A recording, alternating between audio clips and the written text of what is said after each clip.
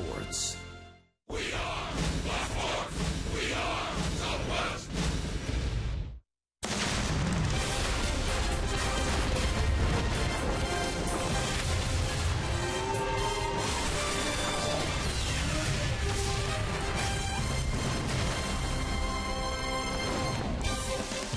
Texas Rangers baseball is presented by AT&T UVerse TV. That is a warm, cloudy, and humid day here in Minneapolis. The Rangers would love to clear things up and grab a win before they head back home. This afternoon, it's the finale of this three-game set as they are hosted by the Minnesota Twins.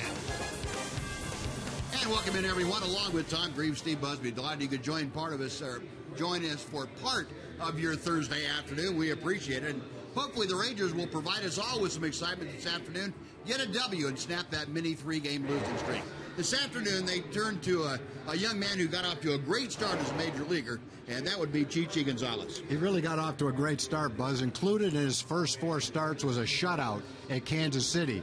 Through those four starts, he was outstanding. Struggled a little bit in his last three starts. In a lot of instances where he was ahead in the count, had two strikes on the hitter, couldn't put the hitter away. Needs a little bit better command with his sinker, a little bit of an improved off-speed pitch. Hopefully that's some of the things he worked in down in AAA, and he'll put it to use today against the Twins. Well, it'll be interesting to see what he comes up with. We have waited for, a few weeks now to see Chichi come back. The new and improved version will be on the hill this afternoon. Taking on a Twins team that swung the bats very well last night. Tony Beasley getting the guys ready to send them around third and on their way to home.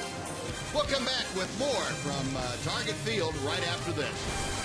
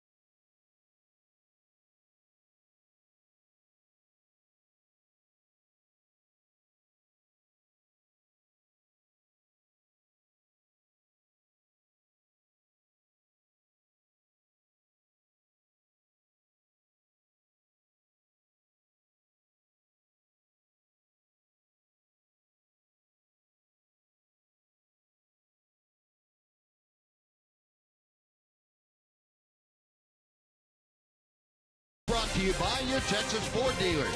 Visit your local Texas Ford dealer to kick off the summer right. Ford is the best in Texas.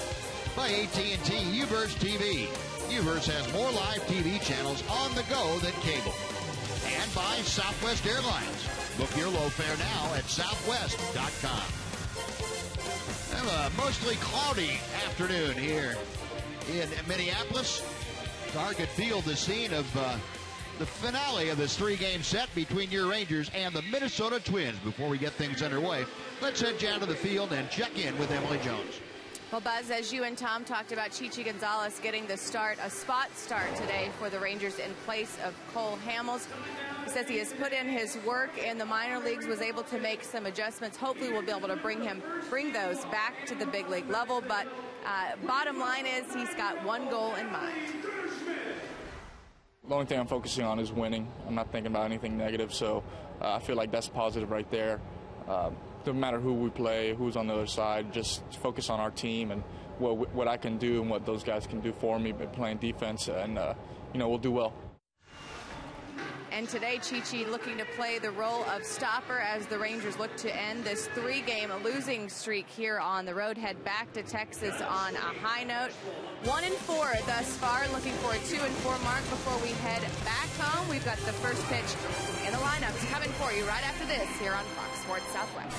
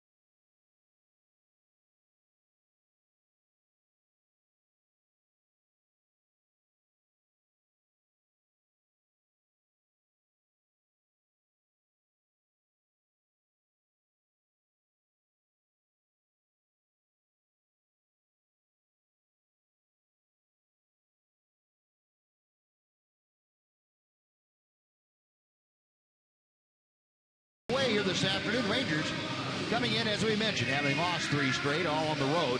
They are now 32-28 away from Arlington, trying to get back to the 5 games above 500 of the win here this afternoon. They are 5.5 games now behind the Houston Astros in that American League West race. They're in third place at 55 and 57, and they are now 3.5 behind the Los Angeles Angels for the second wild card spot in the American League. So some ground to make up. Rangers, though, will come back home and start a 6-game homestand tomorrow against Tampa Bay. First things first, they take on the Twins here this afternoon, and Tom's going to tell us about the Southwest Airlines Texas Rangers lineup.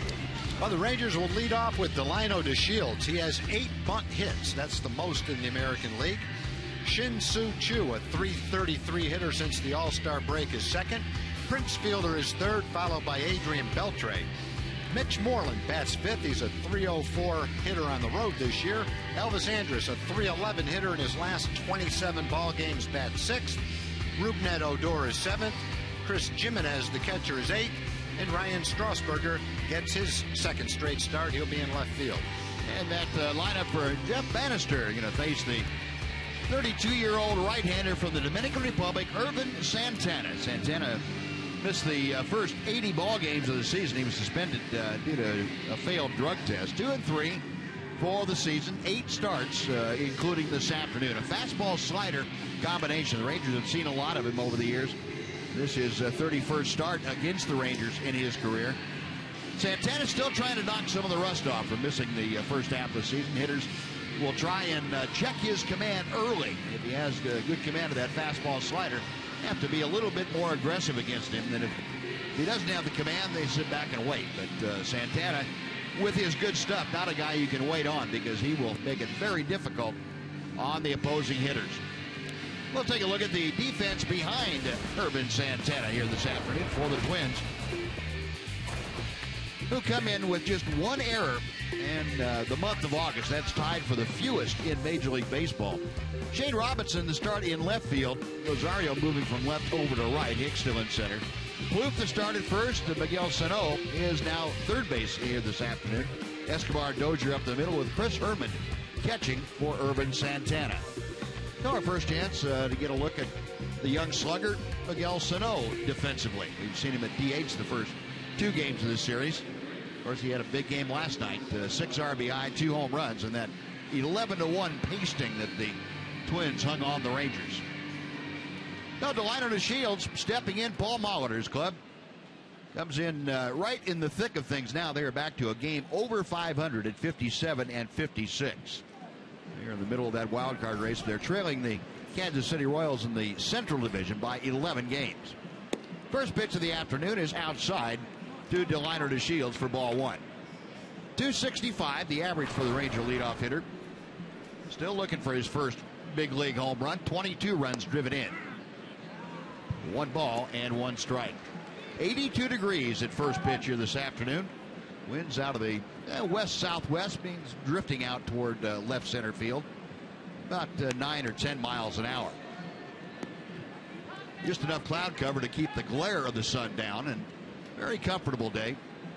A little bit more humid than it has been, but not bad all in all.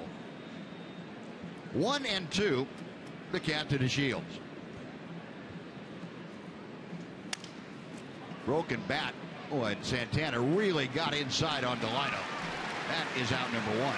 Yeah, that's a pitch Delino doesn't usually offer at. It was a pitch well out of the strike zone. And generally, he's got a pretty discerning eye. Santana's trying to run it in on his fist, which he did. Way in there. Pitch well out of the strike zone. Got Delino to offer at it. Oh, 1 out now, and Shin-Soo Choo will step to the plate. Choo with the average up to 241. Had a couple of hits last night, went 2 for 3, including a double, and he takes strike 1 from Santana. Choo, as we talked about a lot yesterday, the second best hitter on the Ranger club since the All-Star break. He's batting .333. And he lifts one in the air to fairly deep left field, but Robinson has a play. 2 gone. Well, Choo trying to take the ball the other way. Does so with some pretty good authority, but came up short. Now Prince Fielder with the bases empty and 2 gone.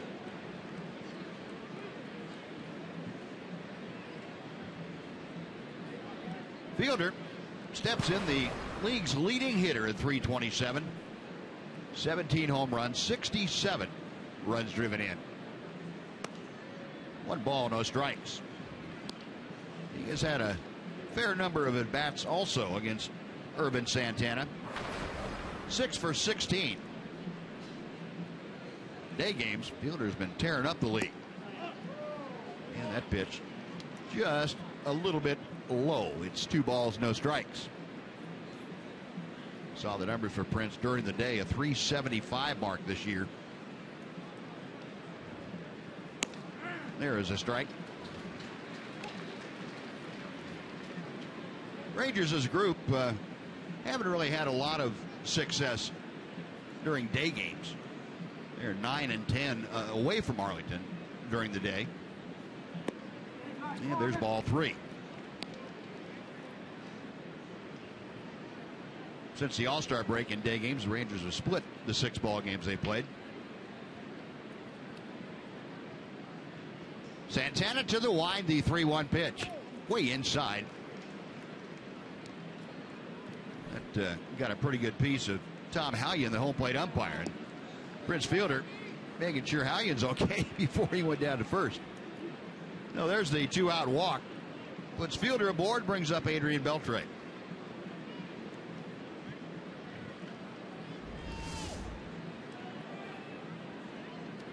That was so far off the target. The catcher didn't get any leather on it at all. It just hit him right straight in the foot. Yeah, Chris Herman handling the catching chores this afternoon. You're right, Tom. He had the target set on the third base side of home plate, and that thing was almost in the left-handed hitter batter's box. Yeah, it's unusual for Santana. You expect him to have a little bit better command than that. Adrian Beltre takes strike one. Ranger third baseman hitting at .258, 9 home runs and 30 RBI.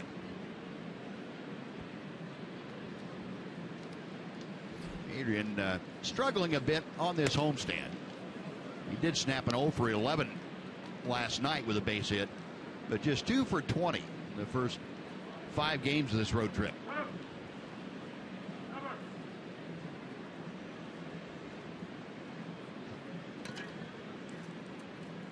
Santana back to the plate and misses tied again. 2-1. You know, Beltre moving up the list of all-time marks for games played, for example. Adrian, the second most games played by any major league third baseman. Came out of his shoes there. And the count moves to 2-2. Adrian with 2,433 games at third base, second only to Brooks Robinson, who had just shy of 2,900.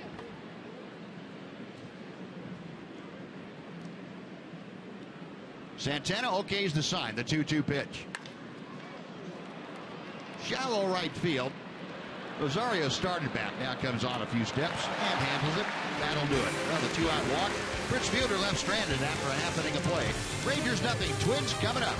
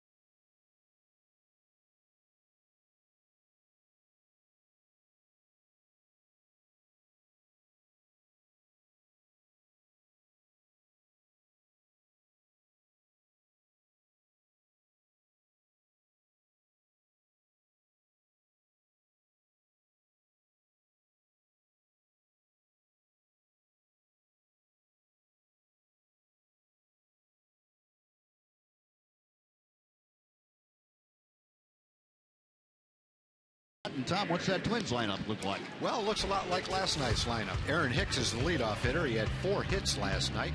He's a .326 hitter after the All-Star break. Brian Dozier, the second baseman, is batting second. Joe Mauer DHing today. He'll bat third. Miguel Sano, 2 home runs, knocked in 6 runs last night for the Twins. Trevor Plouffe is fifth. Eddie Rosario, a .352 hitter at Target Field, will bat sixth. Eduardo Escobar bats seventh. Chris Herman, the catcher, bats eighth. And Shane Robinson, who had 2 triples in the game against the Rangers back in June, play left field and bat in the 9th spot. And that's Paul Molitor's lineup that will face the 23-year-old right-hander Chichi Gonzalez. Chichi just activated today, called up from AAA Round Rock. Gonzalez 2-4, lost his last 3 starts.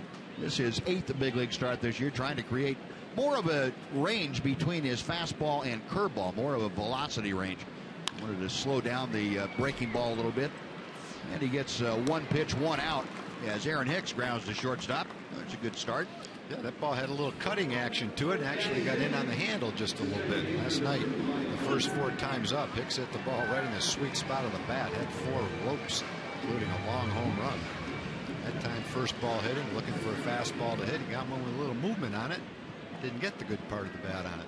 And that last point on our progressive scouting report on Chichi Gonzalez, the barometer he's used today will give him a much better idea of how far he's progressed than will AAA hitters for the most part. Trying to figure out if the adjustments he is making are having the desired effect. Brian Dozier, the hitter, 0-1. Dozier, the power hitting second baseman, takes just a bit low. That evens the count. Dozier already with a career high 24 home runs. He has driven in 59. Pulls this one on the ground to Beltre at third. Same thing, Buzz. A little cutting action to the fastball. Didn't get it on the good part of the bat. Hit a little bit off the end of the bat. Nice, easy ground ball. Good we'll take a look at the rest of the Rangers defense, brought to you today by Brake Check. Outfield, same as it was last night. Strasburger, DeShields, and Chu, a left center and right. Adrian Beltre at third, a .974 fielding percentage since the All-Star break. That's tied for third among Major League third basemen. Beltre doing his thing down there at the hot corner. Odor and Andrews up the middle, Moreland at first, and Chris Jimenez catching this afternoon. Joe Mauer takes outside for ball one. Mauer, a .268 average, handling the DH chores here today. Mauer, 7 home runs, 50 driven in. There's a strike.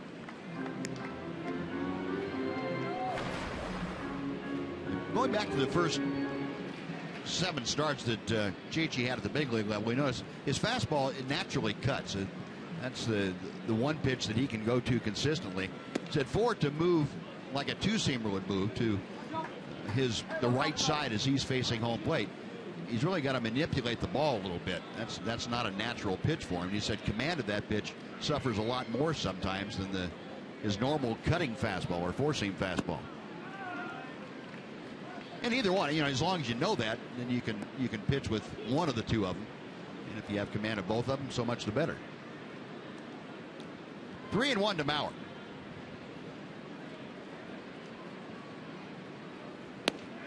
That is down the middle, and 3-2. Well, Mauer trying to get aboard with 2 outs here in the first. Miguel Sano, the third baseman, in the on-deck circle.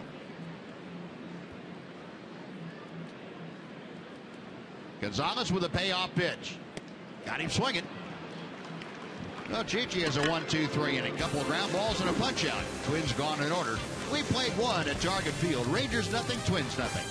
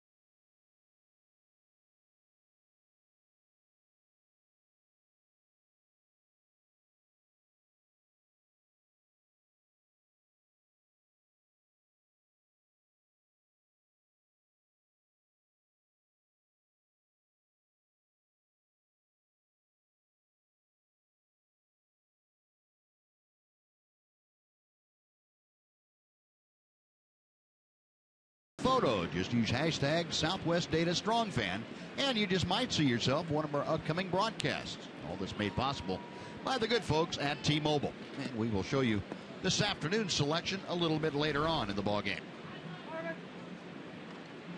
Rangers come to bat here in the top of the second inning. Mitch Moreland, Elvis Andrus, Rougned Odor, the first three to face Irvin Santana. Mitch, big swing and a foul tip into the mask of Chris Herman.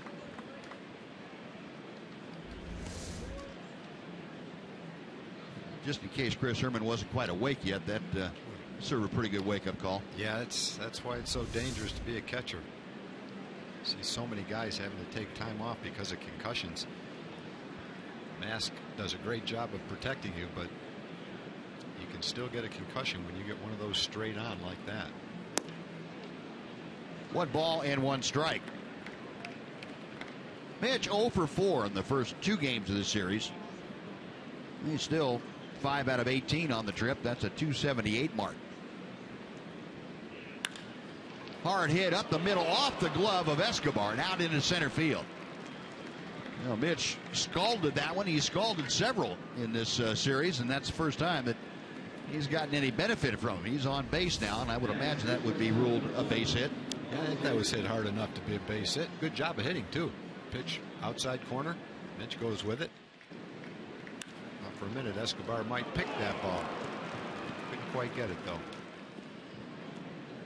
So it is indeed the first hit of the afternoon for either ball club. Moreland aboard with a leadoff single. Now here's Elvis. Andrus steps in at .255 with the average, 5 home runs, 41 driven in. 1 ball, no strikes. Elvis, again, with Josh Hamilton out of the lineup, Elvis moving up to the 6th spot. And in case you folks missed the news on Josh Hamilton, he's going to have an MRI on that bulky left knee tomorrow. So it's been bothering him for a bit. Let's go down and check in with Emily. Em? Yeah, Buzz, Josh talked about it at length today, just how it feels a little more uncomfortable than it has. It's something he's kind of been fighting over the last couple weeks, but it's expressed his frustration is just when he starts to, feel like things are going good for him, and, an injury will pop up here or there. So he's hoping this is nothing that will keep him out of the lineup for an extended period of time. But Josh obviously frustrated at this point with the way his body is responding to baseball, and mentioned the fact that, because he didn't go through a normal, spring training situation, that may have a lot to do with the fact that, his body isn't responding well. Well, that fastball up, and that caromed right off the head of Tom Hallion, the home plate umpire. That's 2 balls that Herman hasn't even touched back there. One hit him in the foot, and this one, I don't think I've ever seen that before. Now, all 3 of his umpiring crewmates are going to come down and check in with him. Tom Hallion, the crew chief, and calling balls and strikes this afternoon. No, you're right, Tom. No leather on this whatsoever. Right off the side of the mask and off the top of the shoulder. I generally wouldn't think that Santana in 2 innings would have thrown 2 pitches so far away from the catcher's target that the catcher couldn't even touch the ball with his glove. Tough start, Tom Hallion. Boy. I don't. The first one, I think, was way off the mark. I'm not so sure that last one that Chris Herman reacted to it like he saw it very well. Yeah, maybe not. It was high, but certainly not that high. And Herman's got the target. He's on the right side of the plate. Might have been blocked by the bat. Could have been. Could have been. I think Elvis might have had the bat right in his line of sight. And as he reached for it, he really didn't know exactly where the ball was. Well, in any event, Mitch Moreland to second base on the wild pitch. Now Elvis trying to at least get Moreland over, and he does so with a 1-hopper. Oh, Moreland didn't get a good enough jump, and he was afraid the Dozier might get the ball too quickly and throw him out at third, so Mitch stayed put. I think originally he saw the ball in the air. I think he goes maybe halfway to second base, a little more than that in the air, and he was probably concerned it was going to be a line drive to second. And then it was hard hit. And then he didn't think he could get there. As a result, Elvis did a pretty nice job of going the other way, but no result to show for it. The one out now with Moreland at second. Here's Rougned Odor hitting at .279. Odor, 8 home runs, 39 driven in. Had his 9-game hitting streak snapped last night. Santana's first pitch to Odor. 1 ball, no strikes. This for Rougned, his first opportunity to see Irvin Santana from the batter's box. 1-0 pitch. A ball and a strike. Odor, despite the 0 for last night, 0 for 3 in last night's ball game, still 8 for 19 on this trip. And you go back over the last 10 ball games, he's been a .415 hitter. Sits safely in 9 of those 10 games. This one pulled over to Dozier at second.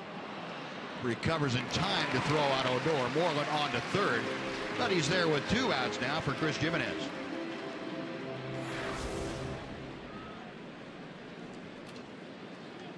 So Santana, a couple of ground balls after the leadoff single and wild pitch. Chris Jimenez will step in, batting at .316.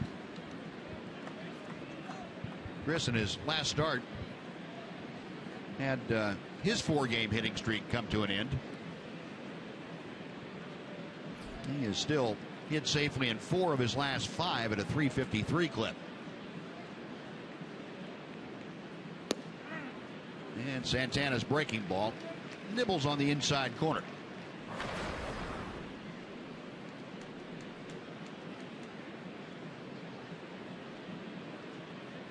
Santana working from the stretch with Moreland at third and 2 outs. 1 ball and 1 strike.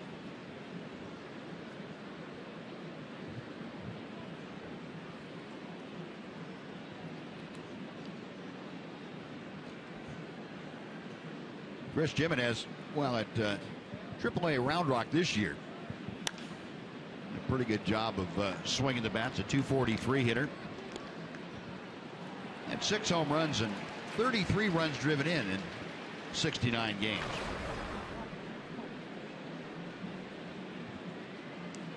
Down on the count here, the ball and 2 strikes. Trying to get Moreland home from third for the first run of the ball game.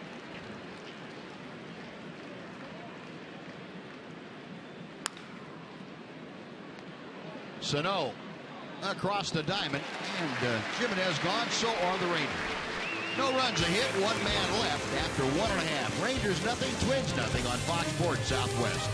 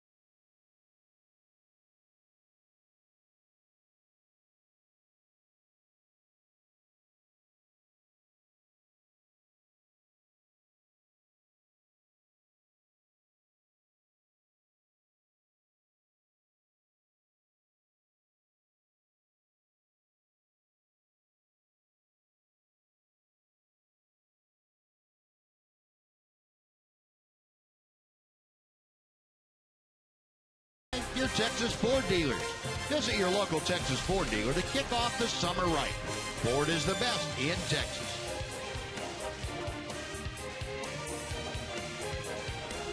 Now, one of the greats of Minnesota, Lord Kent Herbeck, longtime first baseman, DH here in Minnesota, on the championship teams of the 80s and early 90s. Target Field's been open since 2010. Outdoor venue. The folks, Twins fans, were in an uproar when they thought about playing outside at first, and they said, no, that's a pretty good idea, actually. And it has worked out very nicely. Great ballpark. Sano takes a strike to even things up. 1 ball, 1 strike.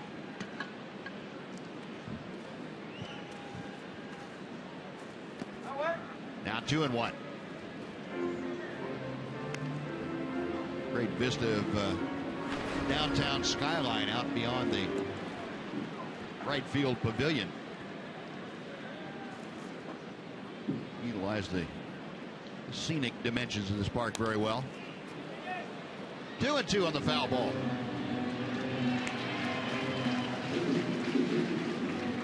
You remember Sano last night had 3 hits. He had a single and 2 home runs. A 2-run blast and a 3-run round tripper. Also had a sacrifice fly, drove in a career high 6 RBI as he takes calls, strike 3.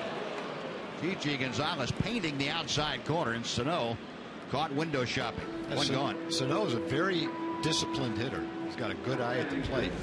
Early in his career, he's walked a lot. Leads to a pretty good on-base percentage. Boy, that ball really had some late movement on it. It looked like it was going to be well inside the plate. And then right at the end, it just jumped toward the outside part of the plate. You can bottle that pitch, you're going to get a lot of people out. Especially if you get the call on it every time. Trevor Plouffe, a drive to deep left field. Back is Strasburger. That ball's gone into the second deck for Trevor Plouffe, his 16th home run of the year. And the Twins jump out in front 1-0.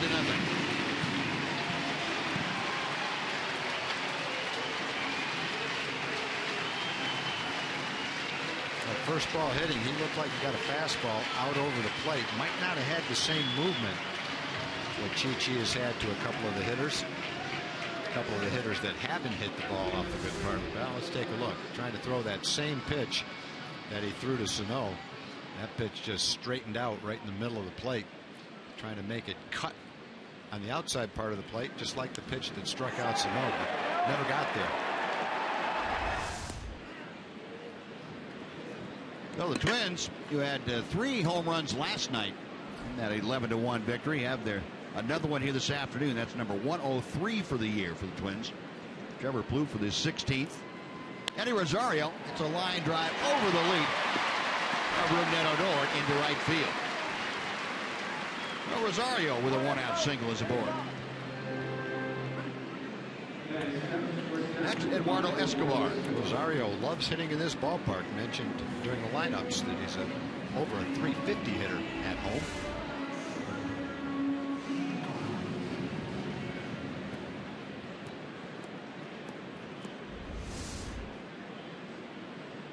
So now Chichi will face the hero of Tuesday night's game. Eduardo Escobar lined the double down the right field line with 2 outs in the bottom of the 9th inning to score Kurt Suzuki and create a walk-off for the Minnesota Twins. Rangers in that ball game had the early lead, moving things along very nicely, and all of a sudden the Twins staying in the ball game, hanging around, and got a couple of things going in the 8th inning to tie it up, and then got the big walk-off win to get them out of the malaise they had experienced on the last road trip. But as Tom and I have talked about, this is a very good ball club, a different ball club at home than they are on the road. Twins at 36-22 here at Target Field this year. 1 ball and 1 strike to Escobar.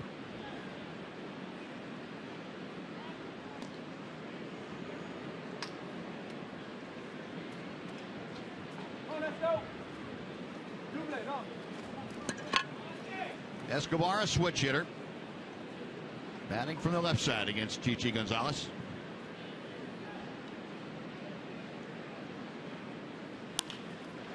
There's a base hit off the glove of Odor into right center field. Around second, headed for third. The throw is cut off, and now they've got Escobar in the rundown. Odor checking the runner back. Moreland now checking him back, and here comes the play at the plate. The throw, they've got him. And he is safe. So Jimenez missed the tag the first time. Rosario got up, touched home plate. Tom Hallion called him safe.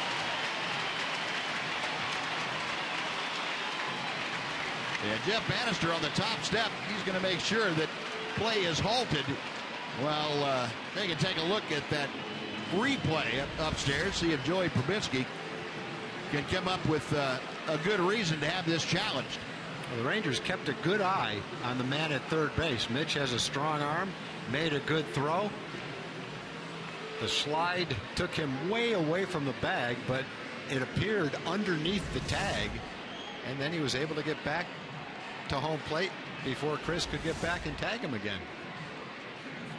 A close-up shot of that attempted tag. Yeah, definitely missed him. And Jeff Bannister is going to go out and talk to Tom Hallion. I don't believe that you can challenge whether he was out of the baseline or not in a judgment call like that. I think you can challenge whether the tag was made or not, but I don't believe you can challenge the ruling that he was within the baseline. That's an umpire's judgment call, and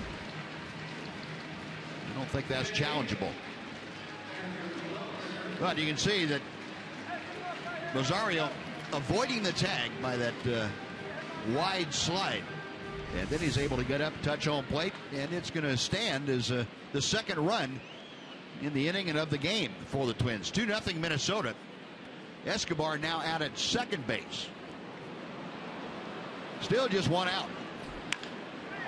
Into the gap in left center field. Chris Hermans has plugged the gap. It's going to the wall. Escobar around third will score. Herman into second with an RBI double. The Twins make it 3-0.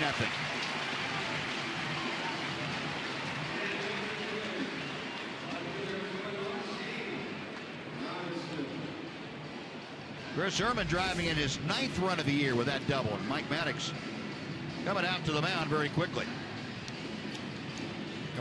Almost one time through the lineup, the times that Chichi has had good movement on his fastball, especially when he cuts his fastball, he's had pretty good success. When the ball is straightened out and been out over the plate, those are the ones that they've taken advantage of and hit pretty well. That ball that Herman just hit was an example of that. So was the one that Plouffe hit.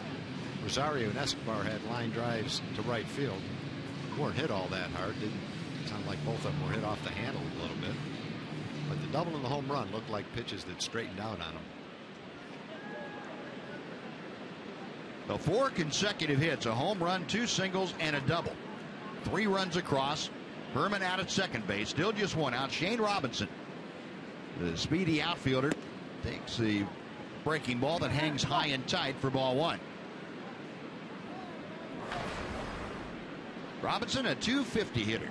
No home runs, 13 driven in. As Tom told you, though, Robinson in the matchup down in Arlington against the Rangers had a pair of triples in one game. So he has that kind of gap power.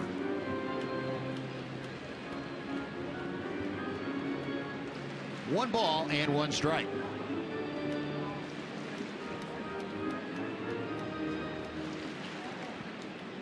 Chichi Gonzalez trying to right the ship. Trying to get ahead of Robinson, see if he can get a quick second out here. That's going to left center field, and that's up the alley. Around third is Hermans. He will score. Going to second is Robinson. He's in sliding with an RBI double. It is 4-0 Minnesota.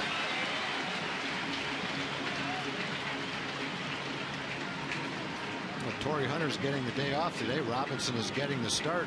Seems like when he gets starts against the Rangers, he makes some things happen. Mentioned the game that he had back in the middle of June when he had 2 triples in the ball game. And he jumps on pitch again, a pitch out over the plate. He hits into the gap in left center field. And Tom, you know, we talked about the adjustment that Chichi Gonzalez is trying to make, to getting a larger variation in velocity, and we haven't seen him utilize that today. No, I haven't noticed a pitch under 84 miles an hour, so everything pretty much has been 84 to 91 or 92 miles an hour. Yeah. But I think he's looking for something in the 70s. He is. Whether it's a changeup or a curveball. Otherwise, as a hitter, it's much easier to time a guy that doesn't have that variation. No, that's what Chichi was tasked with when he was sent down to AAA in July, early July, after that start against the Angels, and he went down and apparently worked on that very diligently. And unfortunately, it hasn't made the trip back with him yet. It may show up here shortly. Top of the order once again, Aaron Hicks batting for the second time in as many innings. Moreland, little underhand flip to Gonzalez covering. That is out number 2. On to third goes Robinson. And it will bring up Brian Dozier. When the hitter has a pretty good feel for timing the pitch, then it really puts a lot of pressure on the pitcher to have good location and good movement. And if you can do that, if you throw it where you want to with some movement on it, then of course the hitter is still going to have a problem, even if he has timed the speed of the pitch. When he's got the timing down pretty well and the pitch flattens out and it's out over the plate, then you're working to the hitter's advantage right there. Brian Dozier with his second at bat. Dozier a ground ball to third his first time. Gonzalez will continue to work from the stretch with Robinson at third. On the inside corner for strike 1.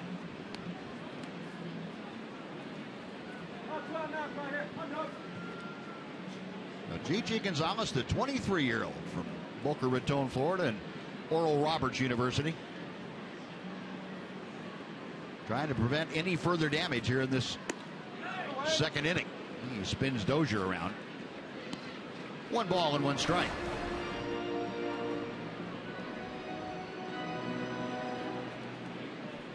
Dozier a .247 average.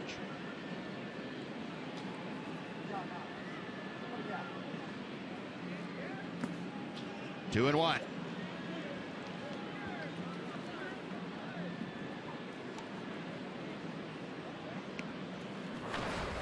Brian Dozier, first time All-Star this year. 31 doubles this year. His 15th win with 30 or more doubles in 3 consecutive seasons, 3 or more seasons.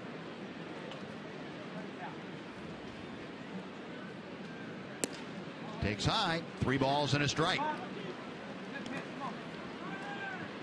No, Chichi, who had a very quick 10-pitch first inning, now up over 20 in this second inning. He's fallen behind Dozier 3-1. He's got Joe Mauer, the DH, in the on-deck circle.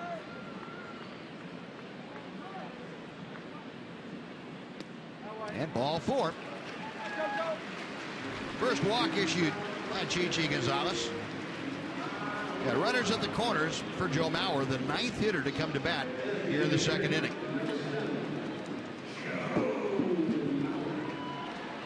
Now, this is where you really need your catcher, Chris Jimenez, to go out and give you a chance to catch your breath and refocus. Mike Maddox already made 1 trip in the inning, so he can't come back out. But you need the veteran catcher that Chris Jimenez is to really kind of walk you through a situation like this. Up over 20 pitches, and the command is deserting you a little bit. First pitch is low for ball 1.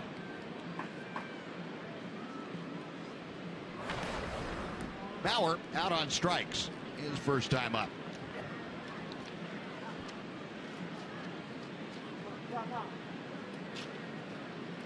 Infield plays Mauer just about straight away. The outfield shades him around to the left. Lionel DeShields a good 20 feet over toward left center field. That looked like it might have been a changeup that floated outside. 2-0. And the other part of that variation of speeds is pitching from ahead. Now I think that is the foundation for good pitching, is staying ahead of the count if at all possible. There's a strike at the knees, 2-1. Not many guys have good enough stuff to be pitching at 2-0 and 3-1 all the time and be successful.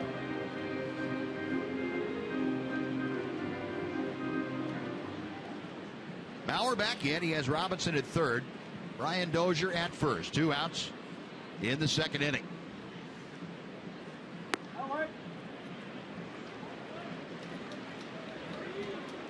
Three balls and a strike.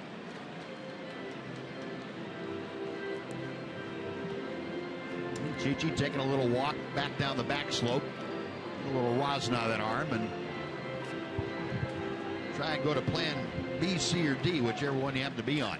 Yeah, what the Rangers are facing now is they used the wrong man, Anthony Bass, yesterday. He can't pitch today. That's in the dirt. Ball 4. So without a long man, Chichi's going to have to throw some pitches. So you have to figure out a way to get out of this inning.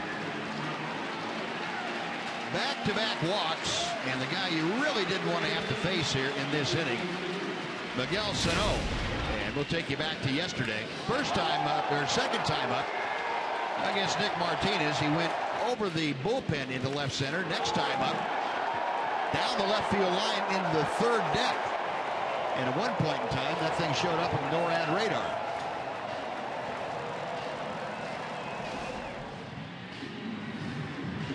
Now Sano, who started this inning by striking out, up now with the bases full and 2 away.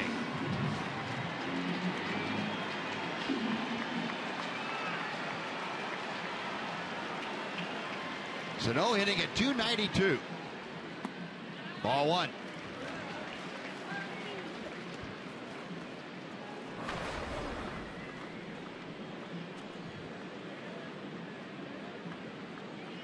Seven home runs, 25 RBI, 6 of them coming last night. And he has the bases full of Twin teammates. Popped him up. Shallow right field, way up there. Plenty of time for Chu to come in and make the catch, and that will do it. But the Twins score 4 runs. They had 5 hits and leave 3. And after 2, it's now Minnesota 4 and the Rangers nothing.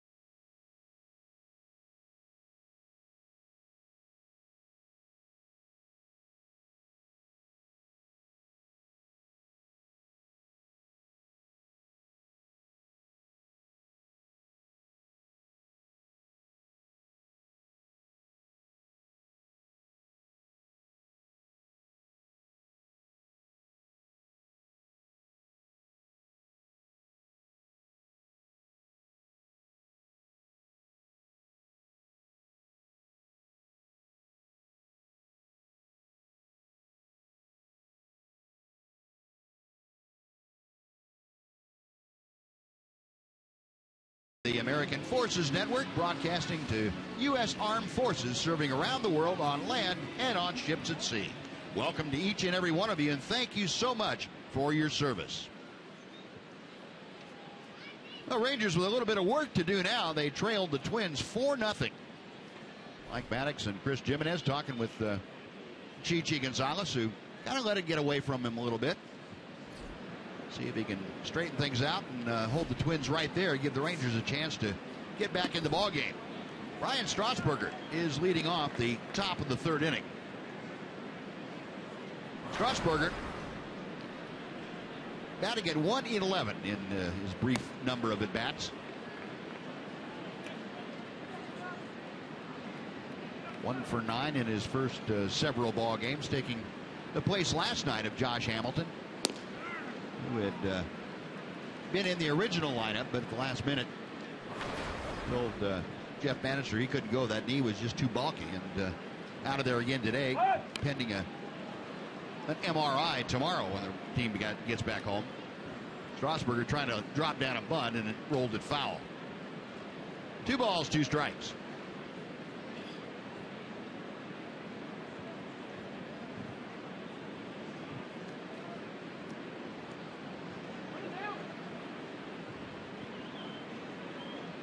Strasburger getting the opportunity at the big league level this year. His first foray into the major leagues after a long minor league career. Fouls that pitch back.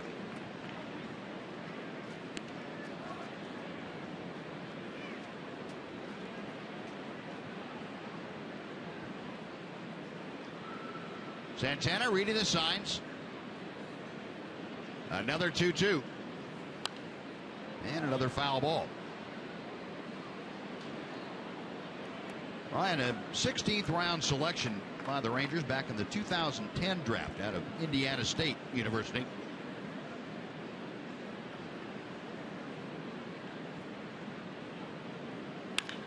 Hits that ball hard. Sano knocks it down, recovers. He's got to hurry. Strasburger can fly, and he just gets it. Ryan's hit several balls hard in his brief time in the big leagues that have been caught. Sano recovers. He's got a strong arm and needed it because Strasburg was going down the line rapidly.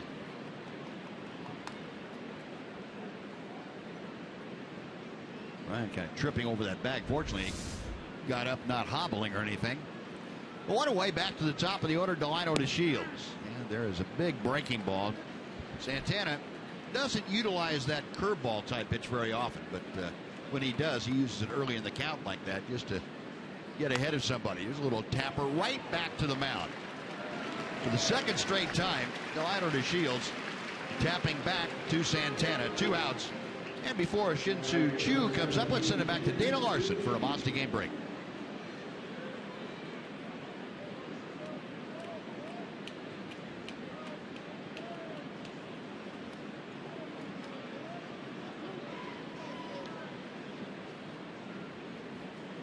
All right, Dana, thank you. Man, when you're playing them and Ryan Goins goes deep for a 3-run homer, you're in for a long day. Goins might be one of the guys you don't even bother going over in your scouting reports. Wait till it comes around to the other guys. Good grief. Are they ever going to lose again? Yeah, it's not looking like it right now. It doesn't look like they're going to lose today. Sonny Gray was supposed to pitch for Oakland. He got scratched. Mark Burley's pitching for Toronto. Oh, if you're a pitcher for Toronto right now, you can't wait to get the ball in that lineup. Yeah, Burley kind of got to go out there every other day. He and Dickey be the only 2 starters you need. You throw David Price out there in his normal 5 days. 2-1 to Choo. That evens the count. Take a look at our direct TV standings. We're talking about that American League East, and Toronto leapfrog New York. They now lead the Yankees by a half game. Yankees have lost 5 straight. Toronto has won 10 straight. And that's a pretty good recipe for making up some ground. Tampa Bay lurking at 2 games over 500. The Rays will be at Globe Life Park in Arlington tomorrow night, starting a 3-game weekend series. 2-2 to Choo. Bases empty, 2 away in the 3rd inning.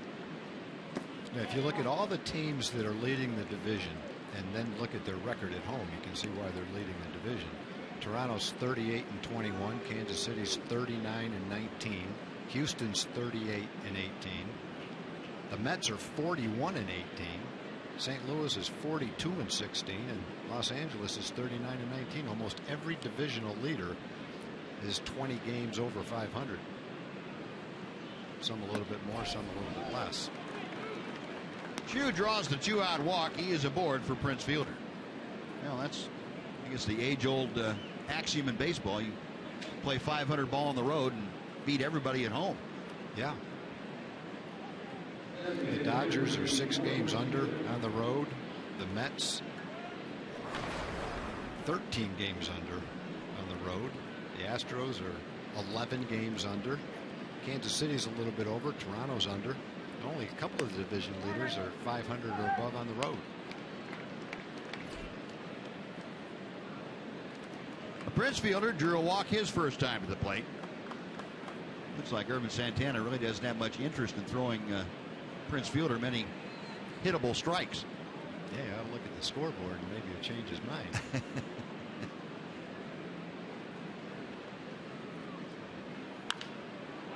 He threw him a hittable strike there, and Prince fouled it off. 1 ball, 1 strike.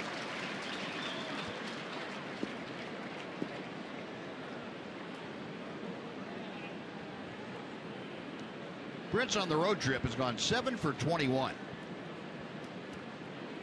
Had a home run. He has driven in 4. Got Chu at first with 2 outs.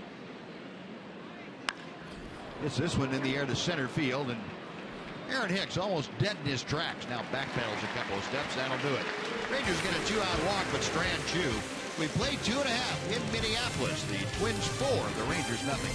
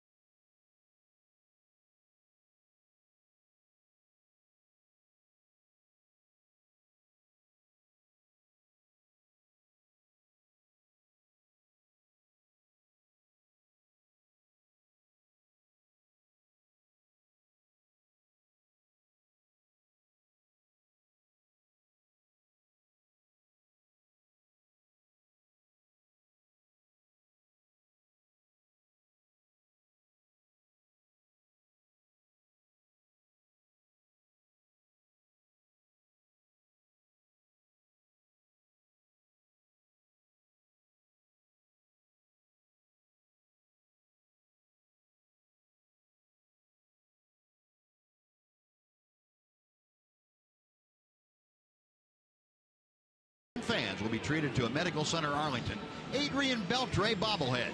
Join us to see the Rangers take on the Rays and get your collectible bobblehead on Sunday. Visit TexasRangers.com or call 972-RANGERS for tickets. Chichi Gonzalez back to the hill now, starting the bottom of the 3rd. Twins leading 4-0. Trevor Plouffe to start things off. Plouffe was the one who got the scoring going last inning as he hammered his 16th home run of the year. A 1-out blast to left field. Plouffe now 62 runs driven in. 1 ball and 1 strike.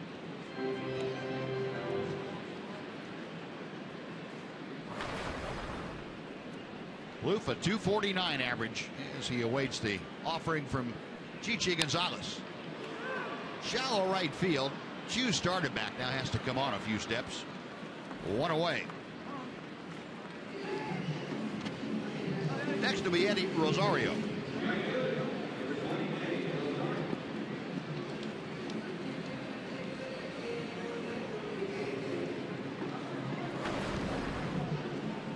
Rosario had a base hit to right field last inning.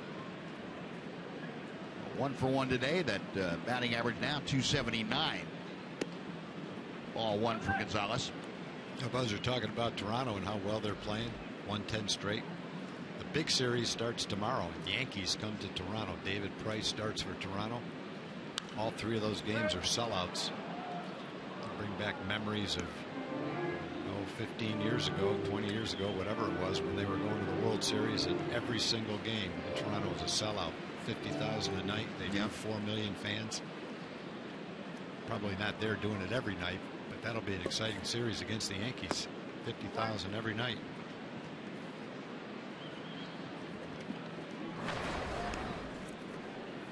Yeah, that was one of the most raucous stadiums going, I think, at that time. And I mentioned this the other day. David Price said the first time he pitched in Toronto was the most excited crowd he's ever been pitching in front of. So if that was the case, you can imagine what it's going to be tomorrow, when there's even more people and it's the Yankees they're playing. They'll probably win today unless Oakland has some kind of a miracle finish. So they'll go into that game with an 11-game winning streak. And depending on what the Yankees do tonight, at least a half a game late, maybe a game and a half.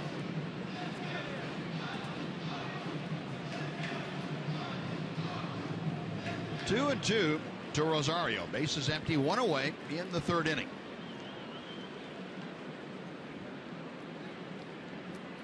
Gonzalez to the wind, back to the plate. Misses low and outside, full count.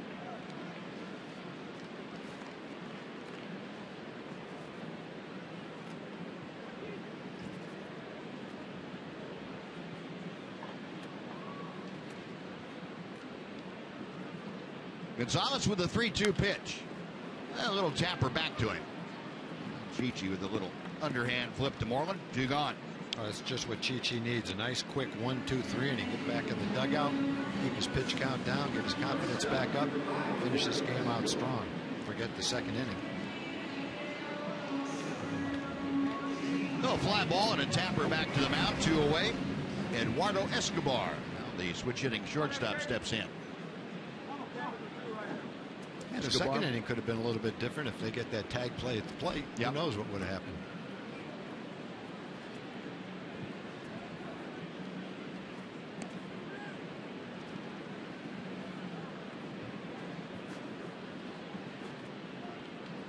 Oh, 0-1 the count to Escobar.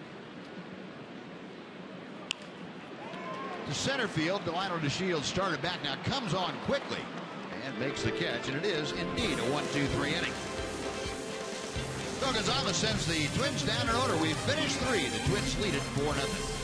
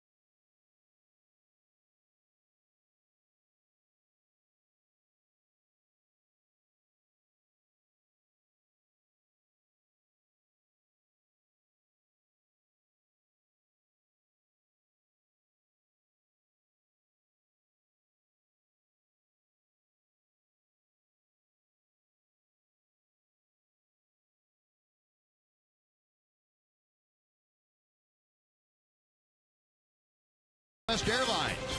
Book your low fare now at southwest.com. And by Mazda. In every car we make, you'll see why driving matters.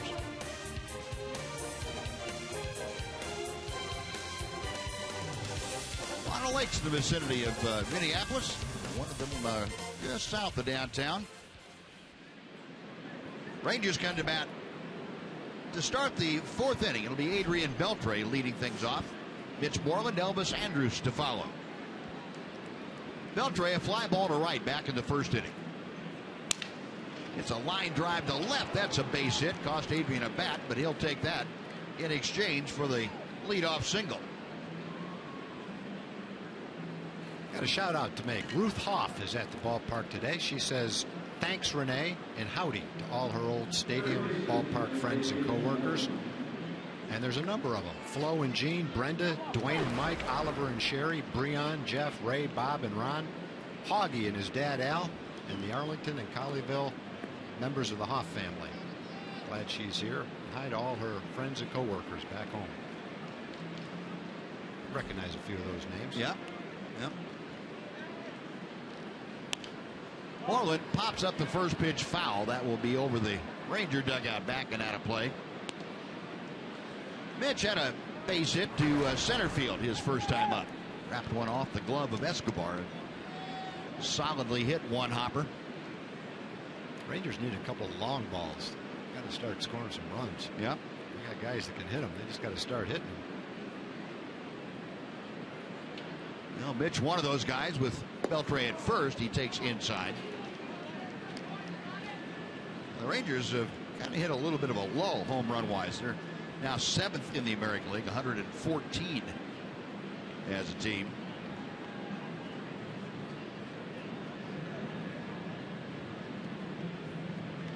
Santana with a 1-1 pitch to Moreland.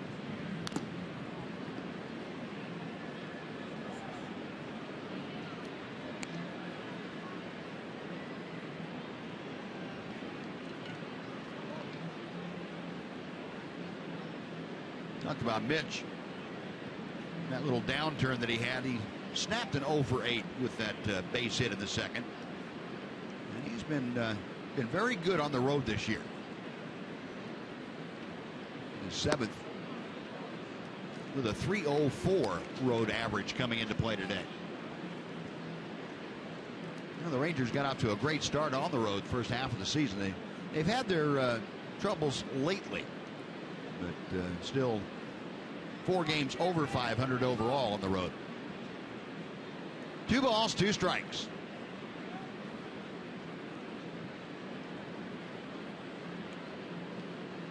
Twins again in that overshift.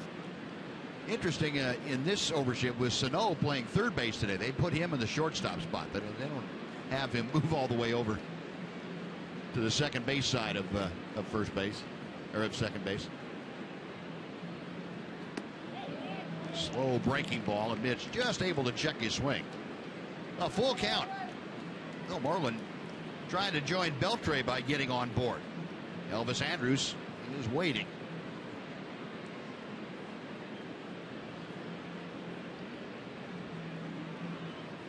Santana ready. The pitch is hit high in the air to deep right field. Rosario going back. He is looking up, and that ball is gone. That's what we're talking about, Buzz. There you go. Need the long ball. Got a guy up there can do it. Rosario was either trying to deke the runner. He had no idea where that ball was. He decoyed me. I thought he was going to catch it. Said first, I thought that ball was hit 100 feet farther than where he's looking to catch it. And then you realize, well, he's not 100 feet from catching the ball. Mitch Moreland, home run number 17, a 2-run blast, and the Rangers get right back in it. It's 4-2. Well, Santana can give them up with the best of them. You catch him on a day where his slider's working and he can shut you out. You catch him on a day where his fastball is over the middle of the plate, and you can hit a lot of long balls against him too. Now Elvis Andrus teeing off on one to dead center, but comes up a bit short. That is out number 1. Back to Mitch's home run. Yeah, look at the right fielder. He's kind of looking at it right now. He has no idea where that ball was.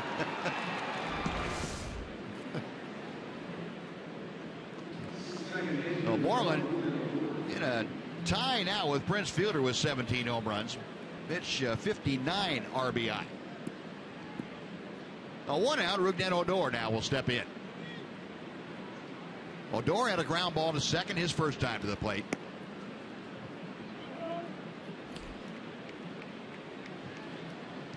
Rubnett a .278 average as he faces Santana.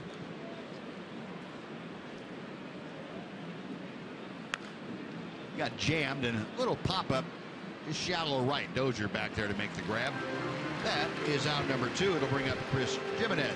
Well, folks, this Tuesday, the Rangers are outfitting the first 7,500 kids 13 and under with a back-to-school backpack.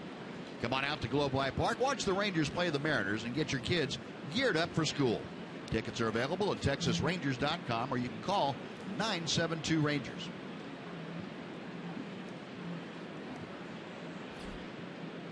Chris Jimenez, a ground ball to third. His only time to the plate this afternoon. He takes strike 1.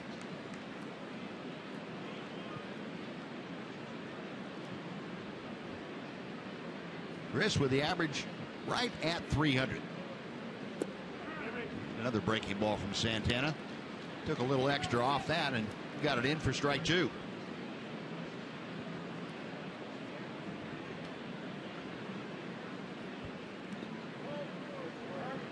One and 2 now.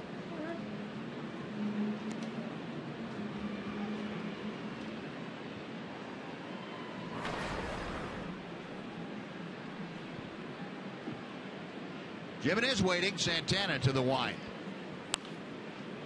Pitch popped up. That'll reach the seats on the first base side.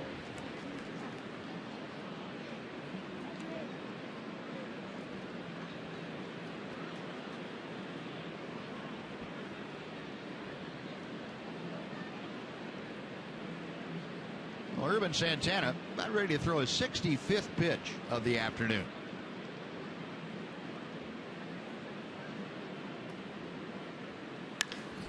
Ball's hit pretty well to right field. That chases Rosario back, but he has room. That will do it. Rangers, though, get a couple on a single by Beltre and a 2-run blast by Mitch Moreland. Nobody left after 3.5. It's now the Twins 4, the Rangers 2.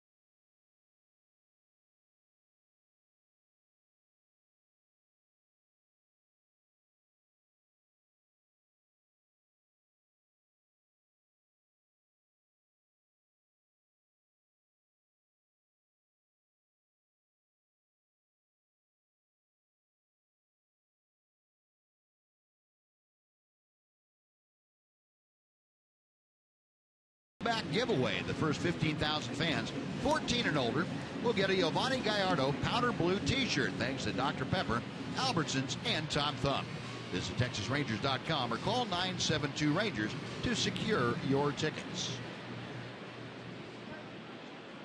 The Rangers putting 2 on the board to cut the lead in half now. 4-2 Twins, and Chichi Gonzalez back to the hill for inning number 4. Chris Herman, Shane Robinson, and Aaron Hicks, the first 3 Twins to do the swinging against the Ranger right-hander. Herman showing a bunt that had Adrian Beltre charging down the line from third, but it's taken for ball 1. Well, Chichi needs to come out here in the 4th and just build off the 3rd inning. Had a nice quick 1-2-3 inning. Pitch count is still manageable. Has to get the bottom of the order right here. Herman and Robinson, 2 quick outs and go for it. Chris Herman had an RBI double in that second inning. Drove home his 9th run of the year. He takes a fastball right down through there. It is 2-1. Chris Herman came into the game hitting 147. He's now up to 159. Lines this one to left, but that is right at Ryan Strasburger. A good job by Chichi Gonzalez to come back from being down on the count to get the out. One away for Shane Robinson.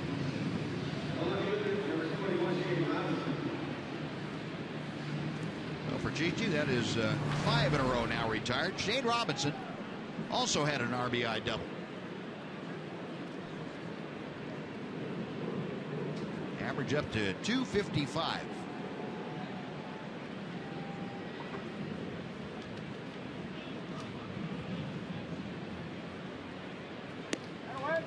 Check swing. That pitch just a little bit high. 1 ball, no strikes. Not according to our Fox tracks. Yep. To strike on Chew all day long.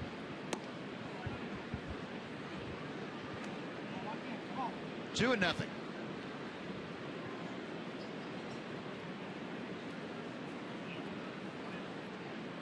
Chichi back to the plate.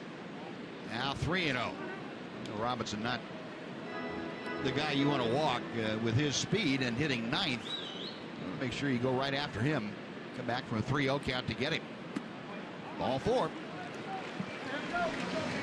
Third walk of the afternoon for Chichi Gonzalez. A 1-out pass puts Robinson aboard. Brings up Aaron Hicks.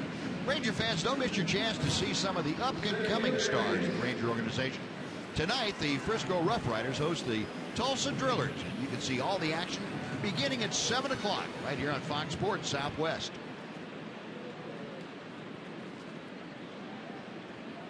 One on, one out. Aaron Hicks 0 for 2 with a couple of ground outs today. Robinson, as we mentioned, very good speed, and Chichi Gonzalez is going to check him back there very quickly.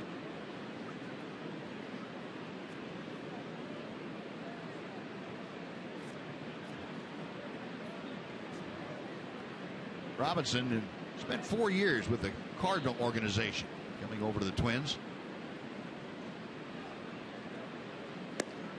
Ball 1, tails down and away to Hicks. Kind of reminiscent of the second inning, Tom, when Chichi lost the command of the strike zone to 2 hitters, Dozier and Mauer back-to-back. Walked them both. Yeah, he got himself, he'd already given up 4 runs, got himself in real trouble. That loaded the bases. Fortunately, got Sano to pop up to right field for the last out. You want to try to get into that same predicament for the middle of the lineup again. Hicks hits a towering pop foul. Beltre backpedaling, puts it away for out number 2. And there's a good job to come back and get him. Very good. Now Brian Dozier will come up.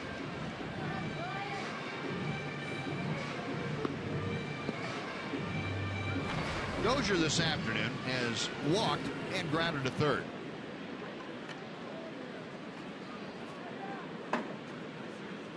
Dozier in this series now 2 out of 9.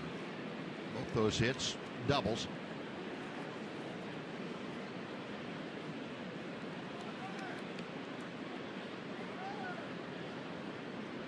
Gonzalez ready to go to work.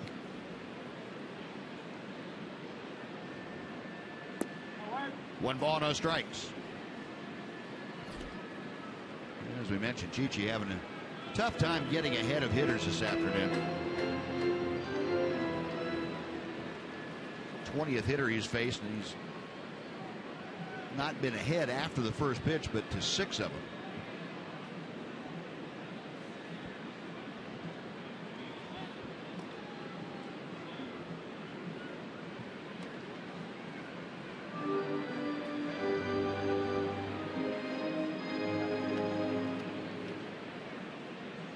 One 1-0, Dozier settling back in.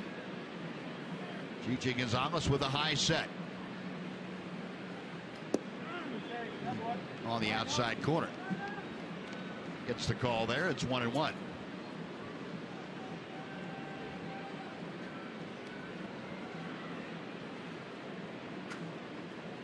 Dozier, as we've seen, a very good fastball hitter. Has a little trouble with the off-speed stuff.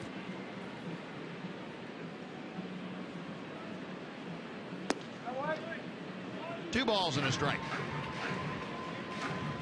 Dozier's had 58 extra base hits. That's the second most in the American League. He walks a lot. At this stage of his career, he's not hitting for an average, but he's doing everything else. The home runs and the walks make up for the average. In the hole, Elvis has it to second, and just in time to get the sliding Robinson. So that'll do it. No runs, no hits. The Walker left stranded. After 4 completed, Target Field is the Twins 4, the Rangers 2.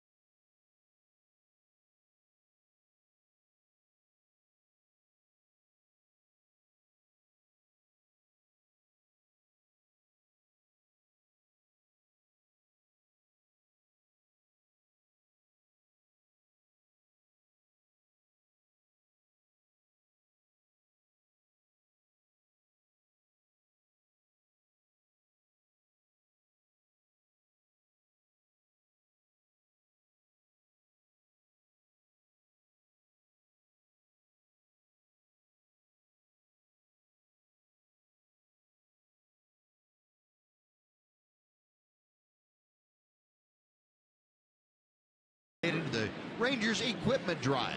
Drop off new or gently used baseball and softball equipment at various locations around North Texas through this Saturday. And it benefits the Texas Rangers Baseball Foundation RBI programs of North Texas. Visit TexasRangers.com/equipment for more information. Brian Strasburger leading off the Rangers' 5th inning, and he drives the first pitch into left center field. That is down for a base hit. Hicks over to field it, and Strasburger will be content with a leadoff single.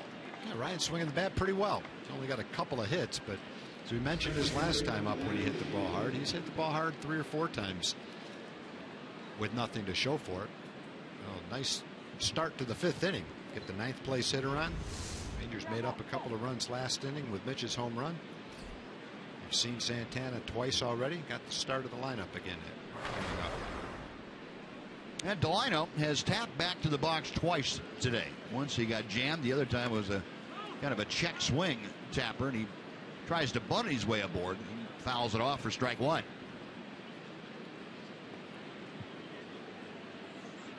Rangers now with 4 hits. They've had 3 of those 4 coming in the last 6 hitters.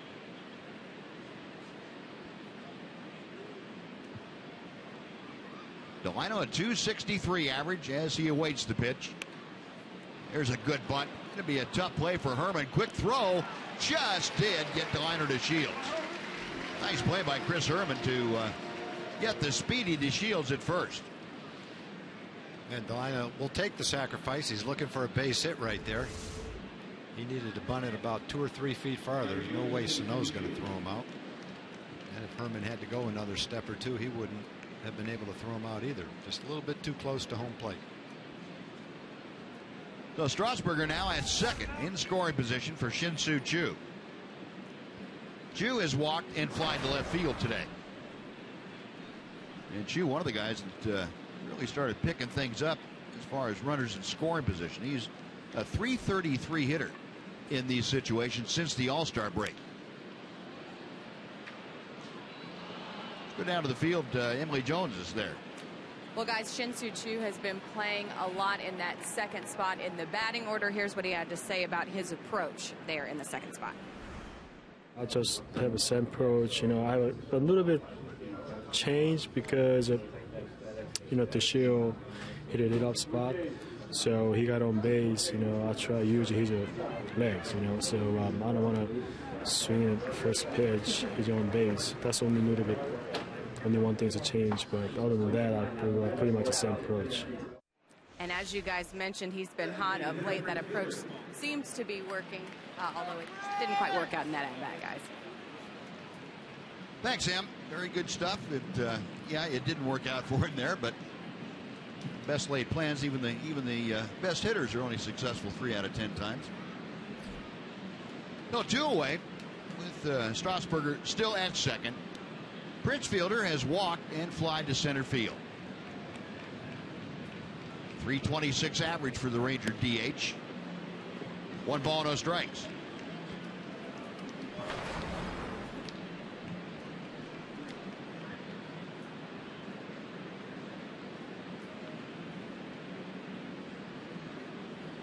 Santana okays the sign. A check of second.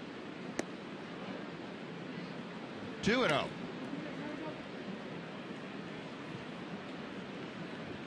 Here's where Santana's thinking, okay, I just gave up a long home run. I've given up a lot of home runs to the Rangers in my 29 previous starts. It's 2-0 count to a guy who can hit a home run. If he hits a home run, it's 4-4. What am I going to throw him here?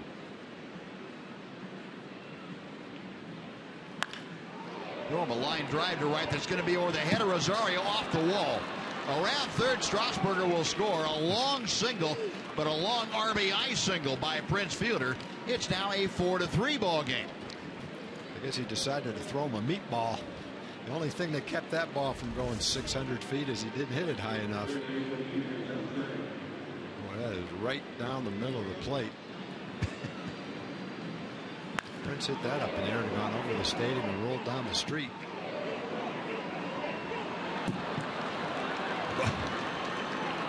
That got out there in no time at all.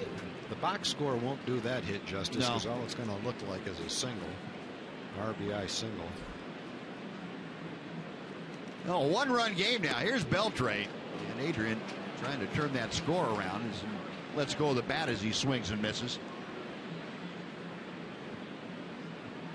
Beltre 1 for 2, had a base hit and scored in the 4th inning.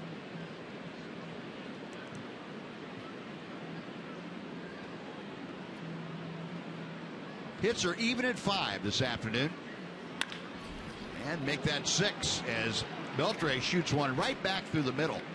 First and second, still 2 outs, and here comes the home run man, Mitch Moreland. Look out here. Mitch has a history of hitting home runs in bunches. Already this year, 3 times he has had multi-home run games. Remember, he had the back-to-back games in Baltimore. 2 home runs in each of them.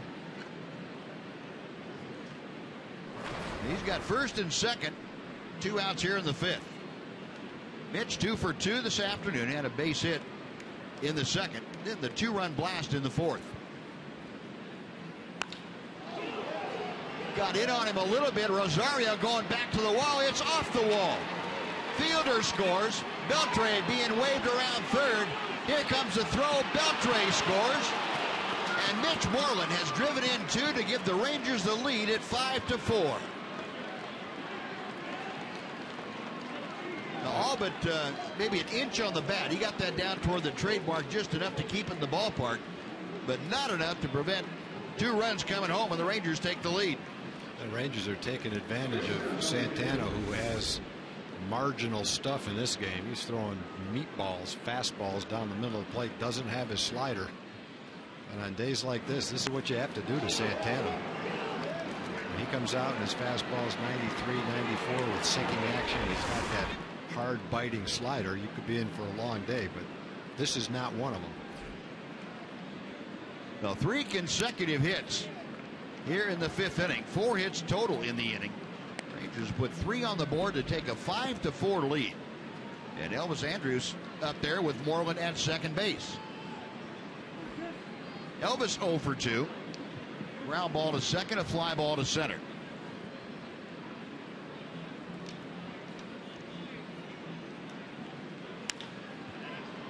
That ball is hit pretty well to the left, but just missed it. Robinson has a play on it, and that will do it. Well, the Rangers add on 3. They get 3 runs on 4 hits and leave 1.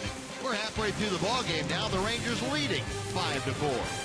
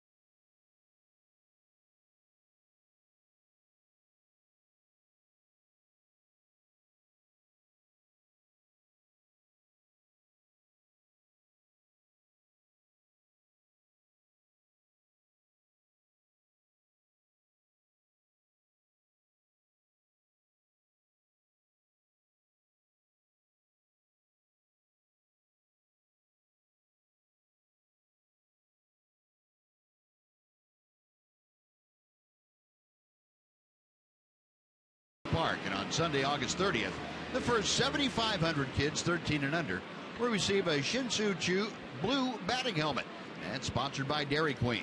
Head on over to TexasRangers.com or call 972-RANGERS to get your tickets. Chichi Gonzalez back to the hill now, and he takes a lead to the mound for the first time today. Leading 5-4, he faces Joe Mauer to start off the bottom of the 5th inning, and the first pitch is outside for ball 1. Chichi's done a great job the last 2 innings, only given up a walk. That's the only base runner, and now that he's got a lead, love to see him continue it here in the 5th inning. Mauer has drawn a walk. There you go. 2 at bats, also struck out. 1 ball, 1 strike.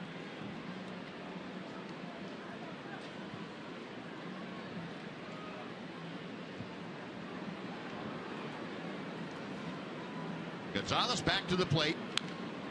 Got in on Mauer very nicely. 1-2. Last time Chichi worked was back on the 6th, so 7 days ago. That was at New Orleans. Round Rock playing down there. Chichi had a 7-inning outing. Mauer a little tapper foul. Still a ball and 2 strikes. Matter of fact, the last couple of outings for Chichi Gonzalez have gone well. He gave up just 3 runs in 12 innings of work.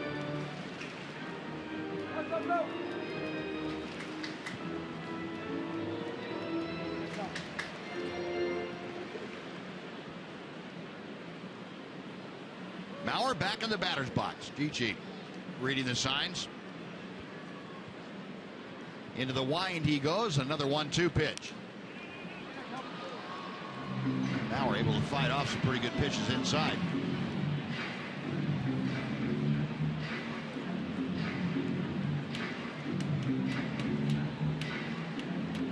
Mauer 3 out of 9 in this series.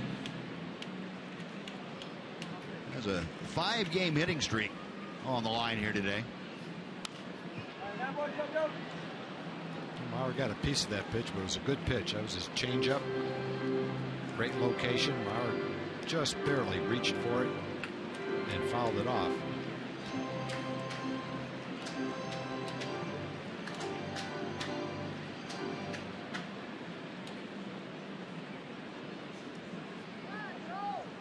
Gonzalez back to the plate, and Mauer. It's a high fly ball to left center. Drifting back, the liner to Shields near the warning track, puts it away. That is out number 1. Before Miguel Sano comes up, let's send it back to Dana Larson for a Mazda game break.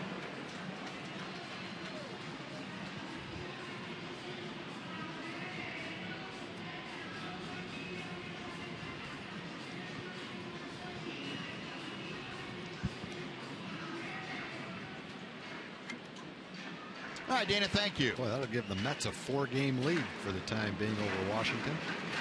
That's a big turnaround. Sure is. I don't think the Nationals ever saw them coming. No.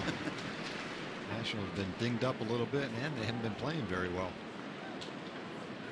First pitch to Sano is on the outside corner. Sano has popped out to right and struck out against Gonzalez today.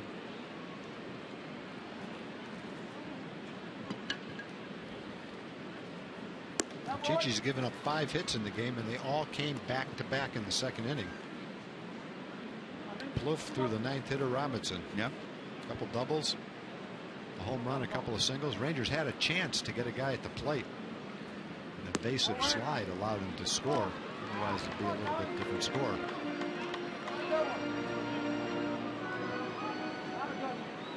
Sano questioning Tom Hallion, and a Fox tracker, you can see that he had a reason to. Close pitch. 1-2. Got him swinging. Good cutting action on that high fastball. Strikeout number 3 for Chichi Gonzalez. Our Kubota power stat. Speaking of strikeouts, how about Clayton Kershaw? Last night recorded his 200th strikeout this year, and that gives him 6 straight seasons with 200 or more strikeouts. I think I read where that's the first time someone's done that since like 1969.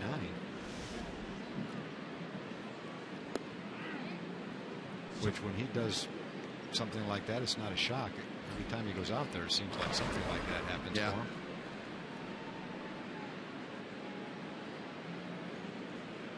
0-1. Plouffe takes low and outside. 1 ball, 1 strike. Funny, you think back when the Dodgers came to Arlington in mid-June, and Rangers went out to Dodger Stadium. The talk was, what in the world's wrong with Kershaw? I don't think anything's wrong with him. Yeah, when they were saying that, most pitchers would like to be in that position he was in right then. He probably had about a 3.4 ERA.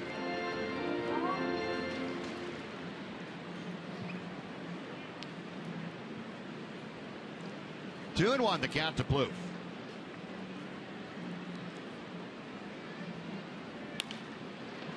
Line toward left. Strasburger got a good break on him. Makes the catch. And there is another 1-2-3 inning. Nice job to come back by Chichi Gonzalez. Sends the Twins down. We finished 5. Rangers lead it 5-4.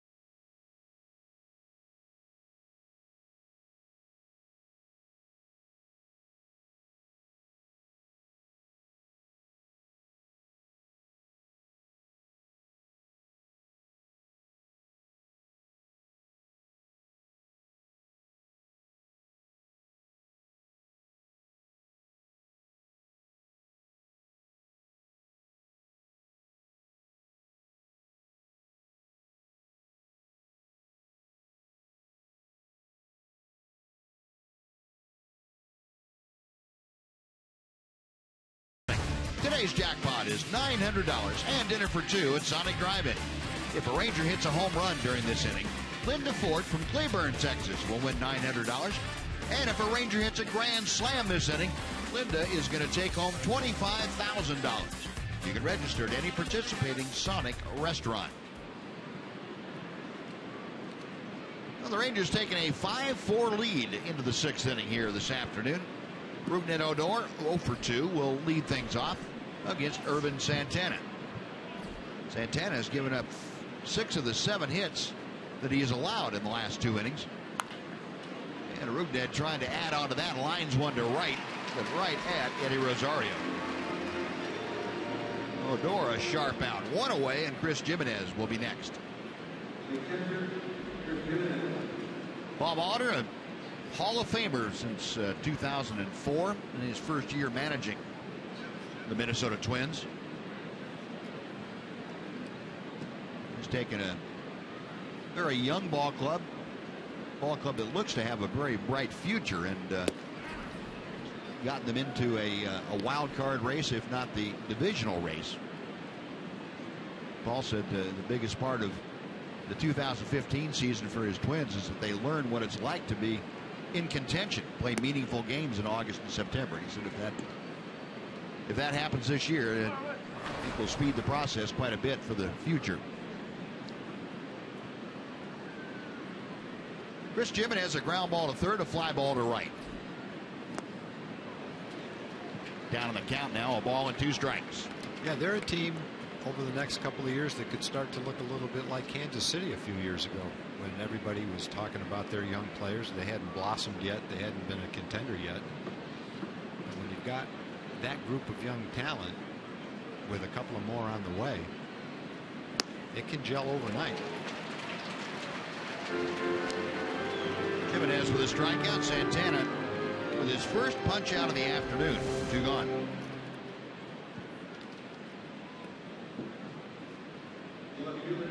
One thing they're going to have to do, they're going to have to develop their pitching to kind of catch up with their position player prospects. Yep. Need to develop a couple of top of the rotation type guys. And that was kind of the same position that Kansas City found themselves in too. The position players got ahead of the pitching development for a while. They went out. Kansas City was able to go out on the free agent and trade market and supplement that, especially at the top of the rotation. Strasburger rips one foul just outside third. Yeah, they've drafted some pitchers high, but not many of them have clicked. I guess Ventura is the one homegrown guy that's maybe on the verge of clicking for him. Sometimes he looks like an ace, sometimes he doesn't, but he certainly has the potential. Broken bat into the hole. And Rosario across the diamond, or Escobar across the diamond. And that'll do it. So Santana has his first 1-2-3 inning. Rangers gone in the 6th after 5.5. 5-4 Rangers.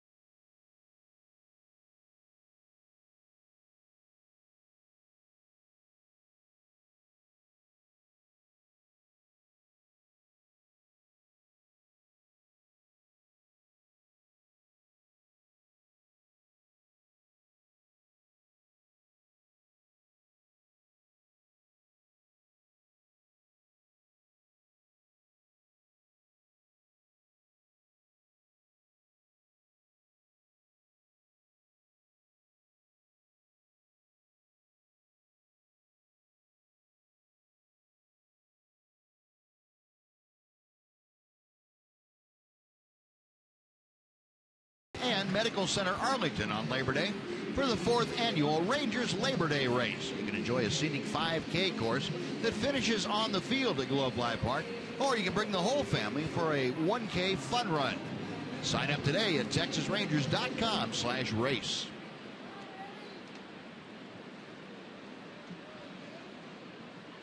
Urban Santana on the bench, and got the pitching coach Neil Allen talking to him a little bit. Looks like he might be finished for the day, but right now Eddie Rosario, first ball swinging here in the 6th inning. He skies out to center field, so Chichi Gonzalez, 1 pitch and 1 away.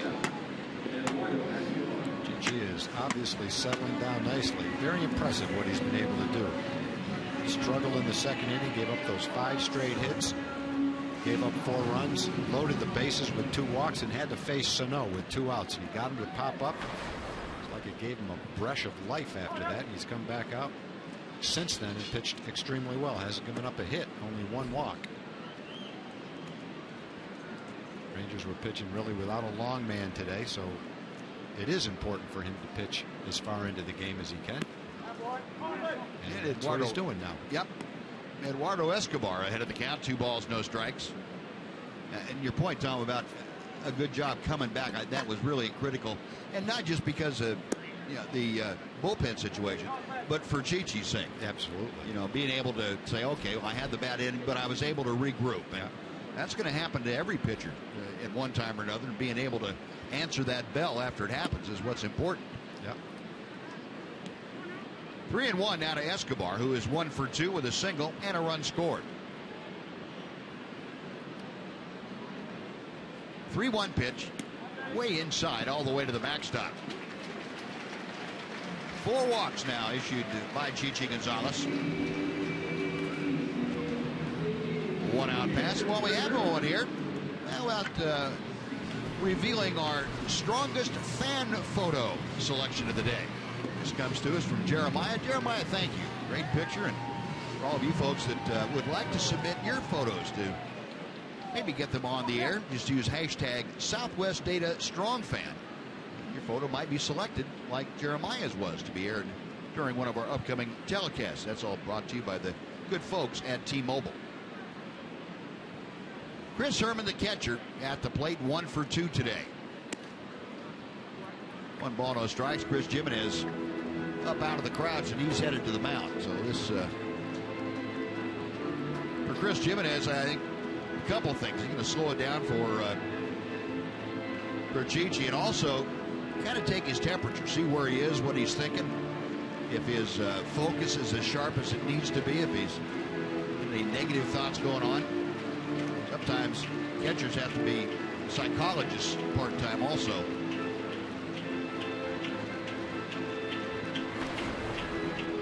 No, the trip didn't take long, so they'll probably bill him $250 for that visit.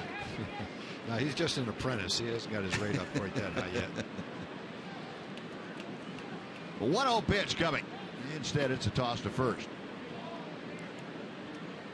I'll say this, though. If he hits a ground ball double play right now, I'll up his rate a little bit. Okay.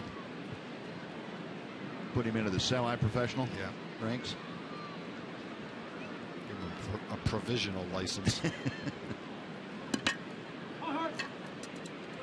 Now Chichi ready to work the 1-0 pitch. He's going to make sure that Escobar isn't leaning towards second base.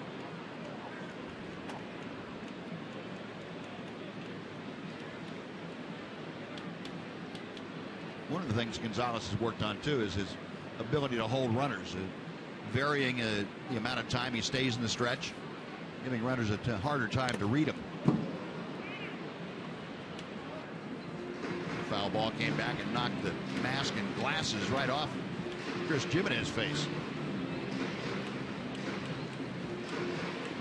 Shake his eyeballs, make sure they're not stuck anymore.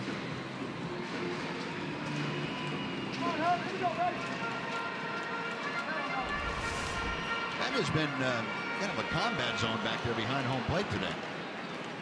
Both catchers and umpire. And It's not been a good place to be stationed.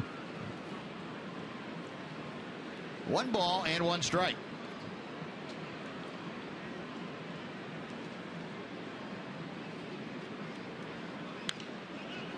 Fouled straight back. Now 1-2.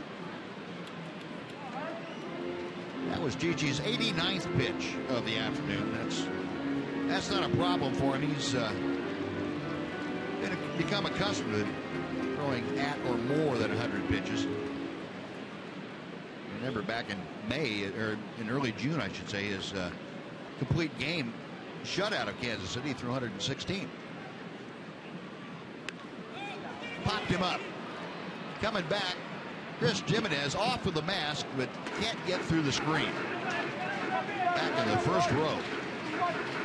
Agonizingly close for Jimenez, but just out of his reach.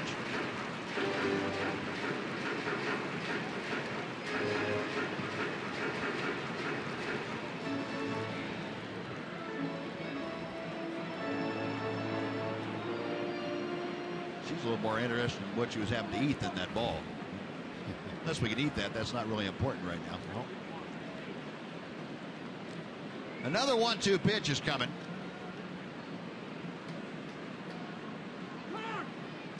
Now time call.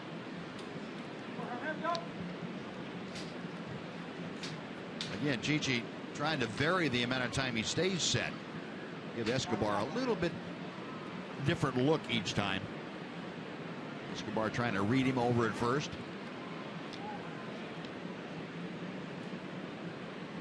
Got him swinging.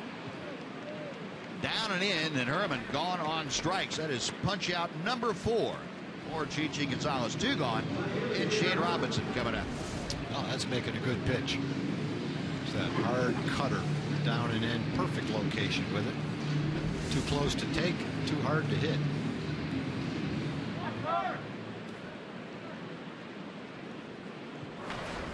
Shane Robinson has had an RBI double and a walk today.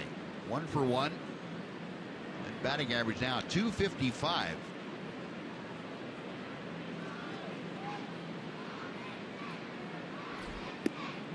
One ball, no strikes.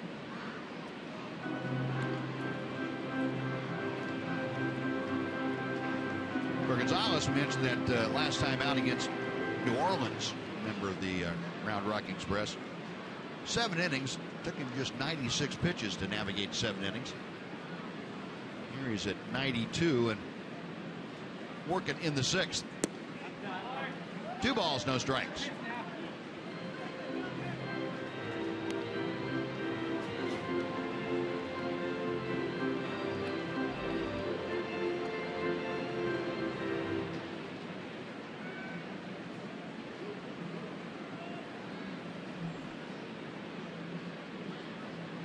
Chichi looking in for the signs, gets the one he wants from Chris Jimenez. And fires a strike. 2-1.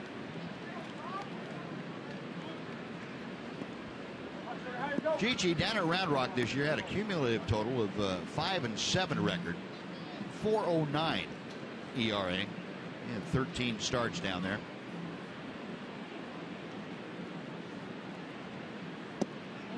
He misses outside. 3 balls and a strike.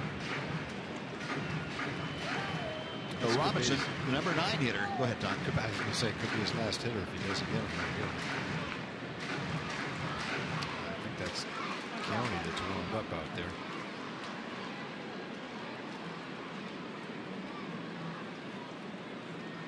The 3-1 pitch. Lost him. We'll find out. A pair of walks here in the 6th inning. Puts 2 on, and it brings Jeff Bannister out of the Ranger dugout. And Jeff looking out toward the bullpen and points that way. He says, I want the right-hander to come on in. So that'll do it. Or Chichi Gonzalez goes 5 2/3 here this afternoon. He leaves with the lead at 5-4, but 2 runners aboard are his responsibility. Keone Kela, it looks like, is coming in. We will take a timeout here in Minneapolis. We're back to Target Field right after this.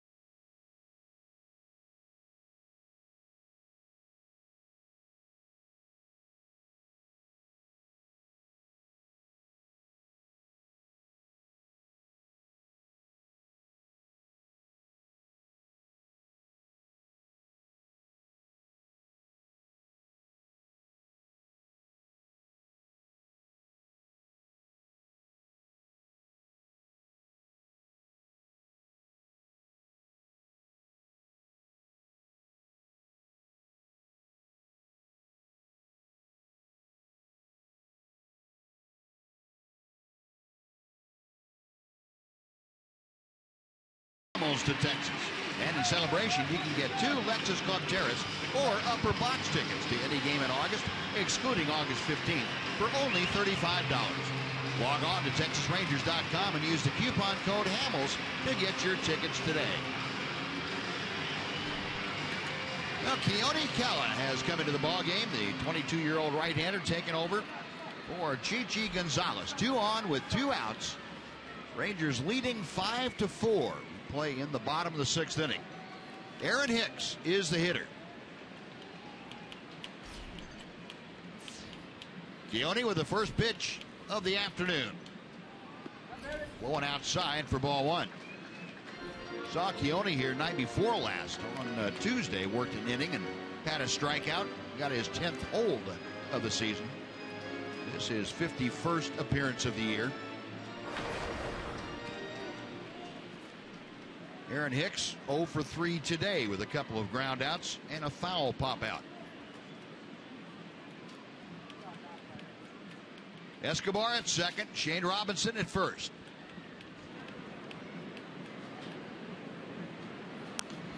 And Hicks going up with that fastball, fouled it straight back. Keone not backing off here today, 98 on that fastball. Twins, the last 2 ball games have turned things around. Runners in scoring position, they've gone 7 for 13 this season. They've hit well as a team, hitting at .280.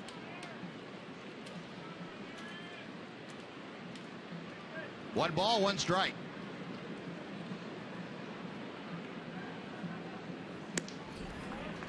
Now 2-1.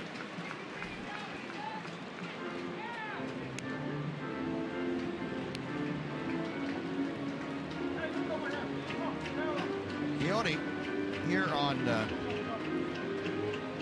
Tuesday night faced Hunter, Rosario, and Suzuki. A very quick and efficient 1-2-3 inning. Had the strikeout of Torrey Hunter. Here facing Aaron Hicks with runners at first and second.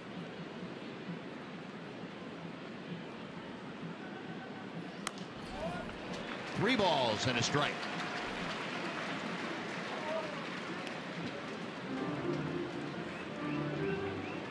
Keone looks like he's a little bit out of sync right now mechanically, but a lot of reasons for that. Possibly might be trying to overthrow it a little bit, or just one of those days where you can't get your arm and your body in sync.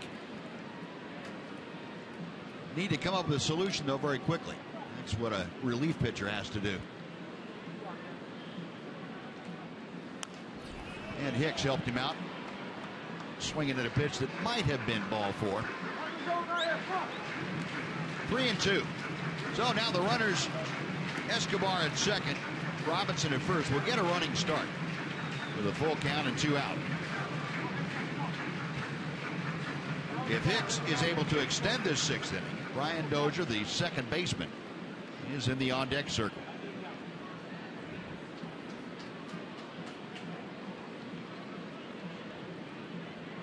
Keller reading the series of signs from Jimenez. The right-hander is ready.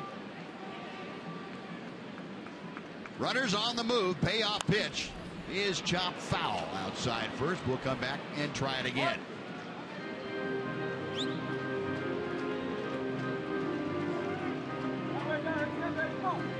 Jimenez out to mention something to Keone. If you had confidence in any kind of an off-speed pitch right now and you could throw it anywhere in the strike zone, you'd throw it. I was thinking the same thing. Because Hicks is selling out for the fastball. Yeah. He knows that he's got to turn in a hurry to catch up with 98.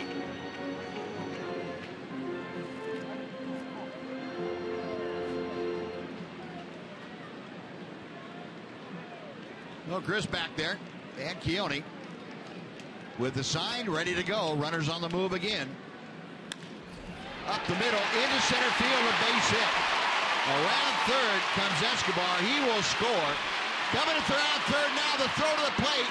And out at the plate is Shane Robinson.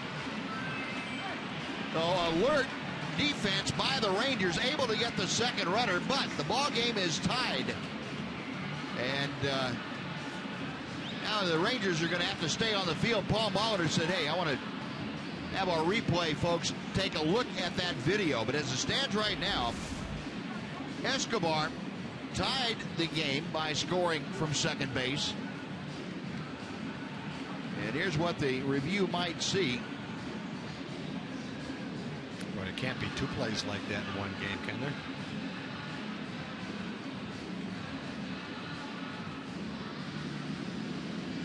Yeah, it looked like Chris Jimenez's glove deflected her. Looks like we're going to split them 1-1. And Paul Molitor said, no, go ahead. That's it. So, Paul Molitor with his replay crew taking a look at it. They saw the tag applied there. That's going to do it. But the Twins come back to tie the ball game, and they strand a couple of runners. We will go to the 7th inning now. It's a 5-5 game, Rangers and Twins.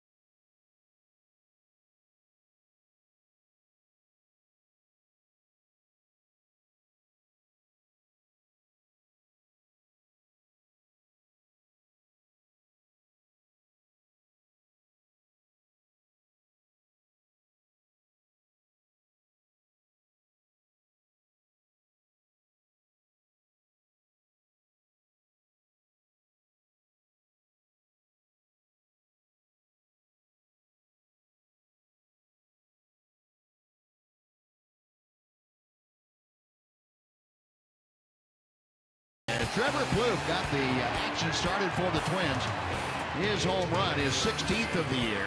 And the Twins would go on to put 4 on the board. And then Mitch Moreland got the Rangers coming back. A 2-run home run for Mitch in the 4th inning.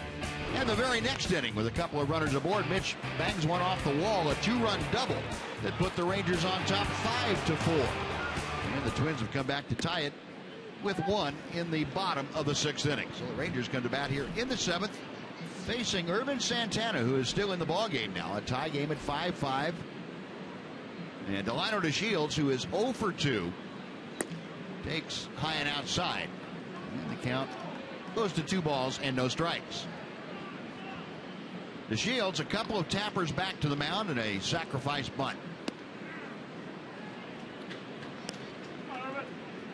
3-1 now. Santana just now at the 90 pitch level. Gets a foul ball to fill the count to Delino DeShields. Rangers 5 runs on 7 hits this afternoon. The Twins 5 runs on 6 hits. Neither club has committed a defensive miscue. Payoff pitch on the way. Line to right. In a hurry is Rosario, and he has to make a nice short hop pickup. He's lucky that wasn't a triple. Yeah, that was going to be at least a triple if it gets by him. So Delino DeShields, his first hit of the day, a solid base hit to right to open up the 7th. Yeah, he had a couple of at-bats to start the game. A couple of weak tappers back to the mound. Then didn't get down a bunt for a base hit, but he got a sacrifice. So it's a nice start to the 7th inning with that line shot to right field. It almost snuck by Rosario. And Molitor out to the mound, takes the ball from Ervin Santana. That's going to do it for the right-hander, who goes 6 innings plus 1 hitter here in the 7th. No pitching change underway here at Target Field. We'll be back to tell you about the new pitcher right after this.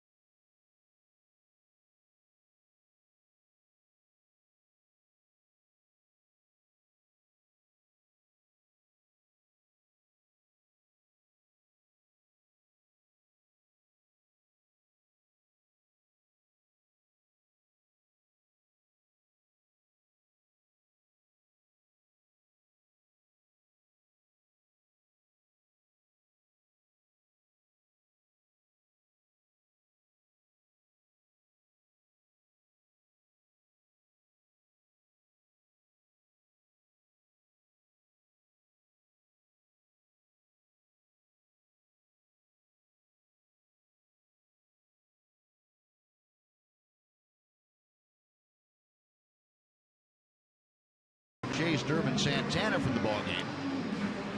And they brought in the 32-year-old left-hander Brian Dunsing.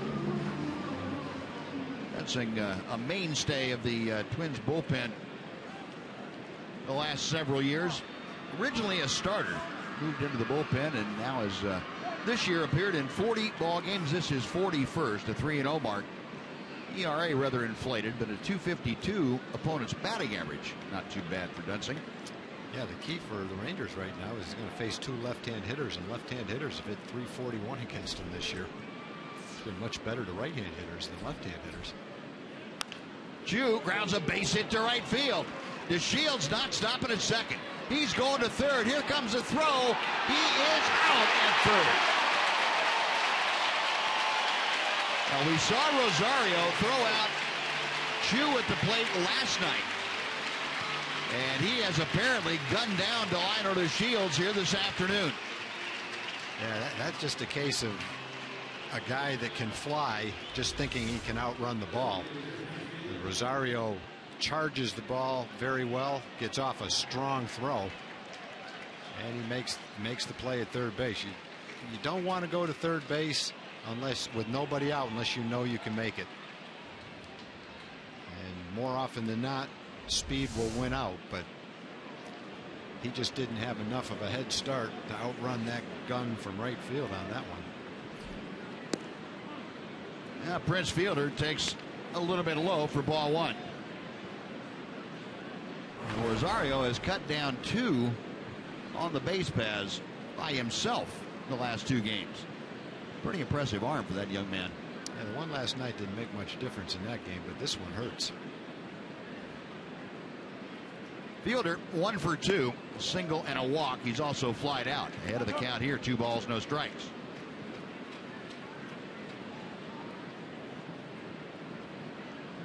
Our Ford leaderboard talking about day games in the American League. Prince 4th on that list. Miguel Cabrera leading the way at 410. And Pedroia and Jose Iglesias, Tigers, on that list also. Off the end of the bat to short to second. The return throw in time. Fielder grounds into the double play, and the Ranger threat is null and void. No runs, 2 hits, nobody left. We'll take the stretch at Target Field with the Rangers and Twins tied at 5.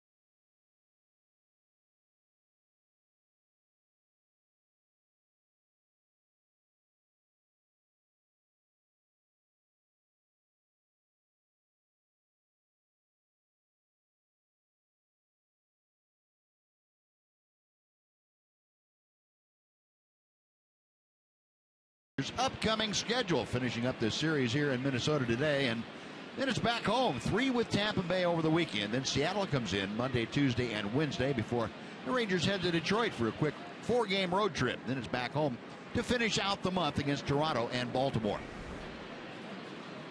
Oh, 5-5 ball game now. Both starters will receive a no decision here this afternoon.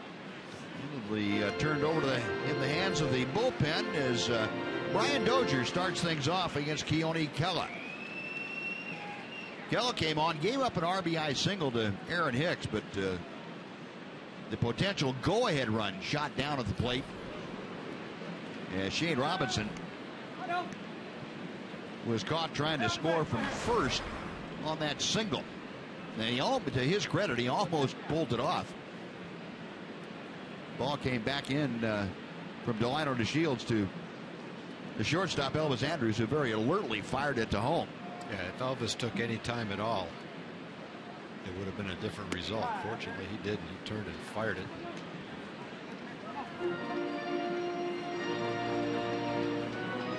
Two balls, one strike to Dozier. Dozier this afternoon, a walk and 3 trips. 0 for 2 officially. Twins with 6 hits, Rangers with 9 hits. Rangers had a golden opportunity to go by the boards in the top of the 7th. Hard hit, but right there where Elvis is playing, over toward the hole. That's out number 1. And let's go back to take a look at that play that ended the bottom of the 6th inning. Delino gets rid of it quickly without much on it. Elvis senses what's going on, or someone yelled to him, and he gets rid of it quickly so that Robinson couldn't sneak in without anyone noticing it.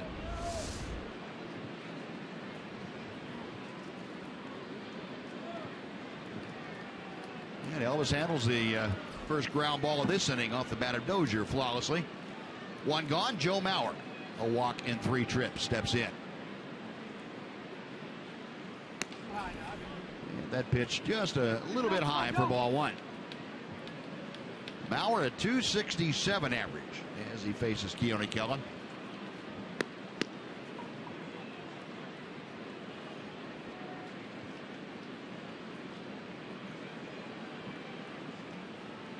Right-hander ready to work.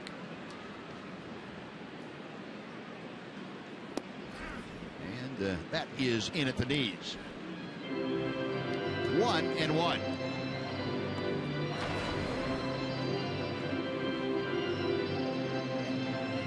Mauer again not showing a whole lot of power. He's up there in doubles as usual, but the home run totals not there for him. High and tight. Yeah, and when he had numbers that didn't show a lot of power, but solid RBIs, solid doubles, it was still a very good offensive performance for a catcher. But now if you're going to hit 8 or 10 home runs and knock in 50 or 60 runs, you become a well below average first baseman.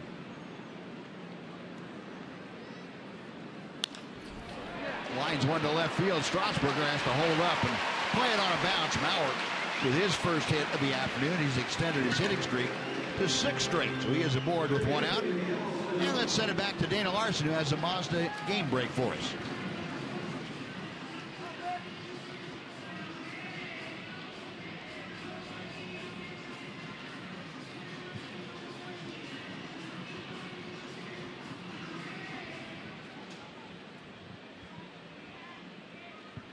All right, Dana, thank you. Unfortunately, the Rangers won't face the Blue Jays for a little bit over a week. Maybe they'll cool off a bit by then. Well, they won't face them in Toronto, that's for sure. Yeah. They've already done that. So no matter how well they're playing, it's not anything like they play in Toronto. A 1 on, 1 out here. Miguel Sano 0 for 3 this afternoon. All 3 of those at bats were against Gigi Gonzalez. He had 2 strikeouts and a fly ball to shallow right. But now facing Keone Kela. Keone drops in that curveball on the first pitch.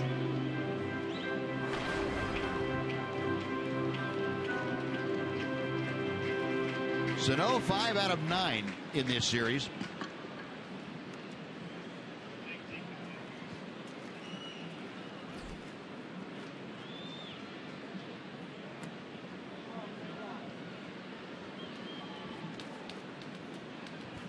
Kela has the sign he wants and a belt high set.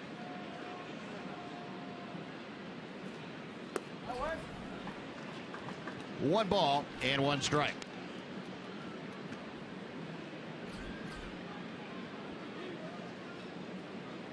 Jake Diekman loosening in that Ranger bullpen. So looking down the line, got some left-handers coming.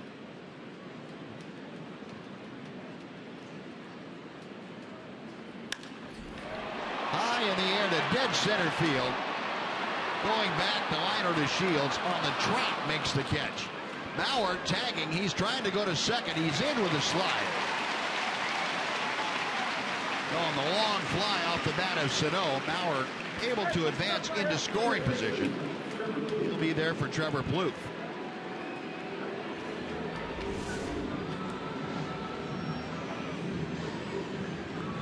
He got a pitch right down Broadway, just got underneath it a little bit. Delino back on the warning track. Has a pretty good idea that he's got to get it to second quickly. He's not able to do it ahead of Mauer's slide. Now 2 outs. Sano kind of grinning sheepishly. I think he knows he just missed hitting that for the next zip code. Plouffe, a solo home run back in the second. Flied out the other 2 times up. 1 out of 3 today. And he takes ball 1.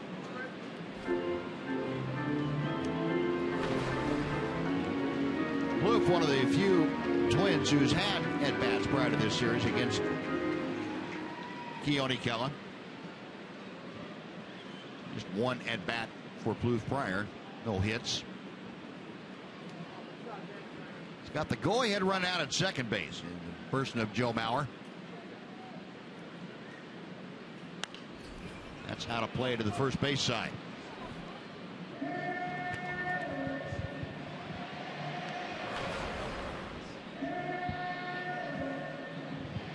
Plouffe this season in these situations, hitting just .214.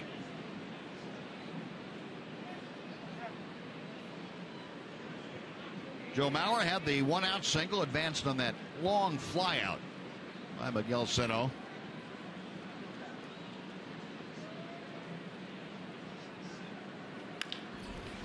Into the hole, Elvis straightens up, fires a strike. That'll do it. For the Twins, no runs a hit. They strand a runner. We're going on to the 8th inning here in Minneapolis. The Rangers and Twins tied at 5.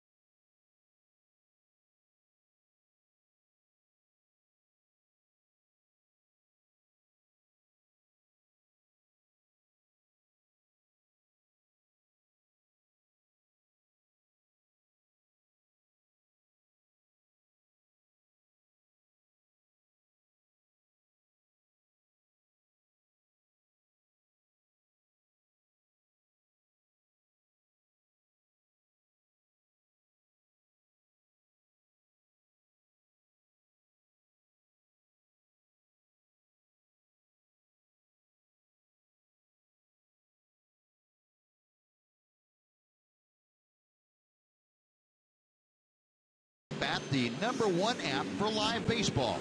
At Bat is up to the moment at any moment with in-game highlights, live look-ins, replay reviews, radio broadcasts, statcasts, and a lot more. Get MLB.com at Bat for your smartphone or tablet.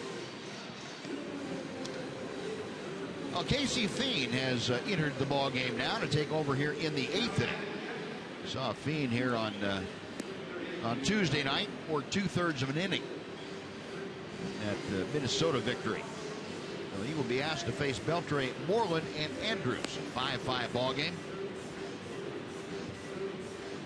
Casey Fiend, the 31-year-old out of Santa Rosa, California.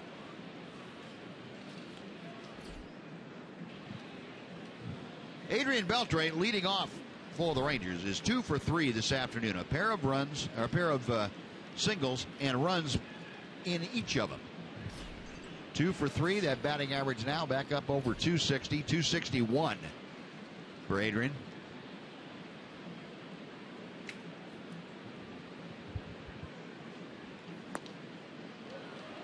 Nothing and 1. Pretty good fastball by Fiend. 93 miles an hour with that right to left movement on it. Brought it a little bit out of the strike zone.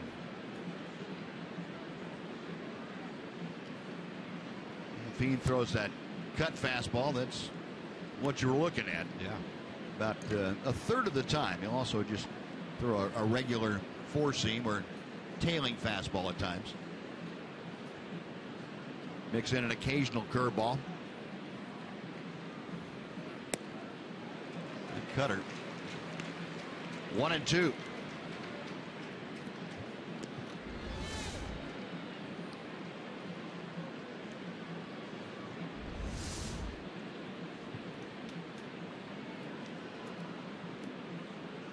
Fiend has used that to very good effect the last couple of years.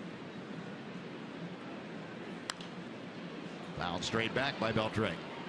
Go back to since 2013, Fiend has had a strikeout to walk ratio of almost 6. 5.84. He has walked just 25 hitters in 162 innings and struck out 146.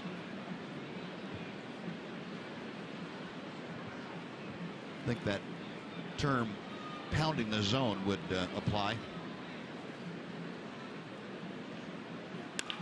Beltre hits it on the button to left field. That's going to sink in for a base hit.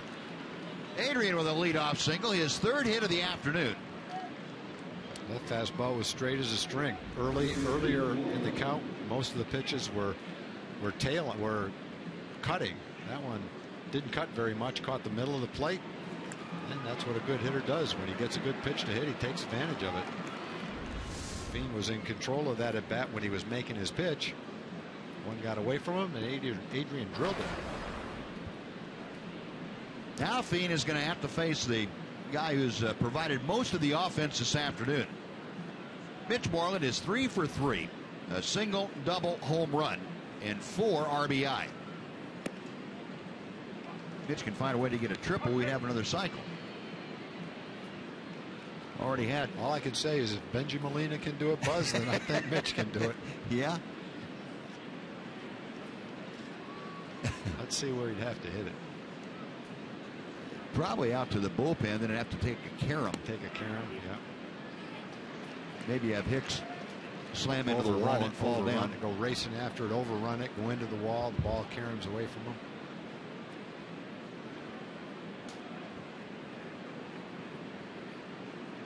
We don't have the triangle like they do at Fenway. No.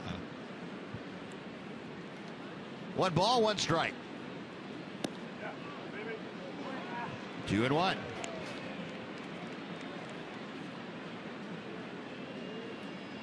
Mitch now with 61 RBI this year. That total is second on the Ranger club to Prince Fielder's 68. Adrian Beltre, the go-ahead run at first base with 1 out, or with nobody out, excuse me. Base hit for Moreland, who has his 4th hit of the afternoon. Beltre will motor around second into third. Got to try and throw him out too. He's got an arm, boy. Likes to show it. He had no chance to get Adrian, but he launched it anyway.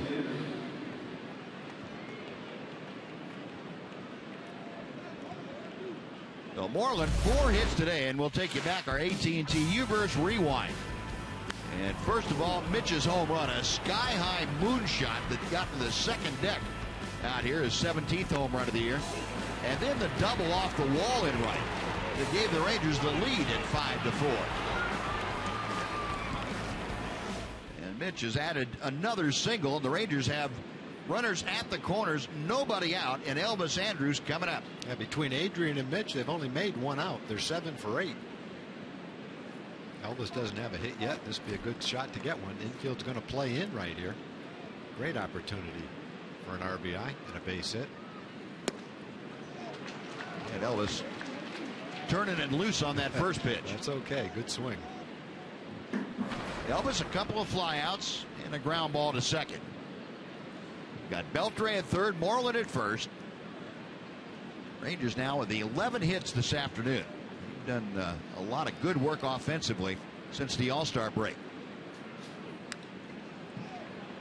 Now Elvis is going to have to battle. He's down on the count. No balls and 2 strikes. Need to have contact here.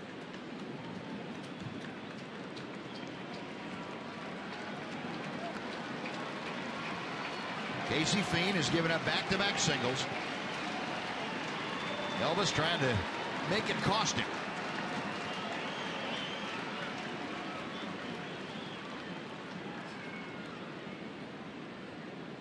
Fiend sets a check of the runners. 1 ball, 2 strikes.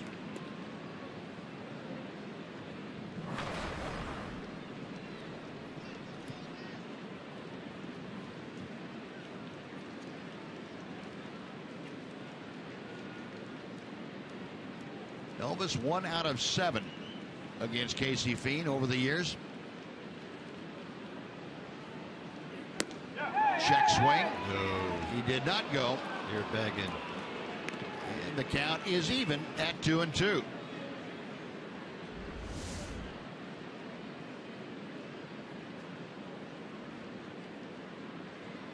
Trying to get Elvis to offer it that high fastball 2 in a row way up there. He swung at 1 and fouled it off. Tried 2 more. He laid off it. Fiend studying the signs. Beltre away from third. Moreland away from first. Now time called. Is Elvis tired of waiting? Infield in and kind of bunched toward the middle. You have Escobar and Dozier a step or so toward the middle of the diamond. Now Fiend with a 2-2 pitch. Out of play.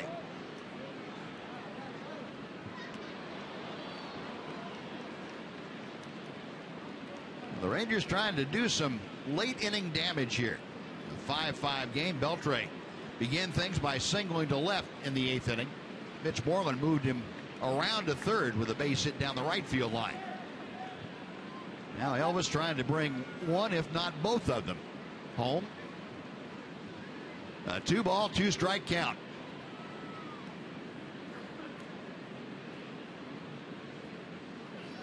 Outside, 3-2. A good job by Elvis not to expand the zone on that.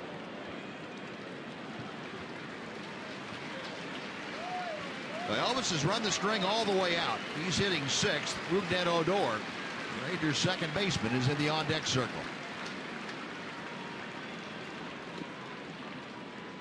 Fiend ready. Payoff pitch coming up. Moreland on the move, and the pitch is skied to center field. Should be deep enough as Hicks has to backpedal. Beltre tagging. Hits with a throw into second base. It's over second base. Beltre scores the sacrifice fly. Puts the Rangers on top. Elvis Andrus drives home Beltre. It is 6-5 Texas. Good job by Elvis, especially when you consider he was behind in the count 0-2. Fiend had a lot of opportunities to try to make a pitch, try to get Elvis to chase. He laid off it. Gets to 3-2. He wants to throw a strike. Gives him a fastball to hit. Elvis does exactly what you want to do there. Get the ball up in the air. Get that run in. Adrian scored 3 times. Had 3 singles. Scored all 3 times. Sure has. No, 1 out now with Moreland still at first. Here's Rougned Odor, who is 0 for 3, but has hit the ball hard a couple of times. The first ball swinging, skies it to left field. Robinson handles it for out number 2. Moreland back to first. Now Chris Jimenez will come to the plate. Casey Fiend, the 3rd pitcher used by Paul Molitor this afternoon, got himself in trouble with back-to-back singles and then Elvis did a very good job of battling at that at bat. One where he had to make contact and got down to the count 0-2, as Tom told you. Ran it full so he could kind of relax just a little bit. Got the sacrifice fly. Jimenez 0 for 3. That's back to the screen for strike one.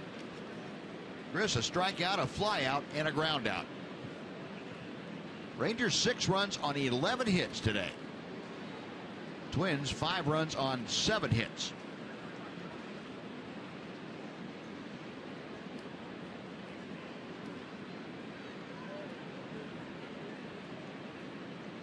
Fiend okays the side, the 0-1 pitch. Now 0-2.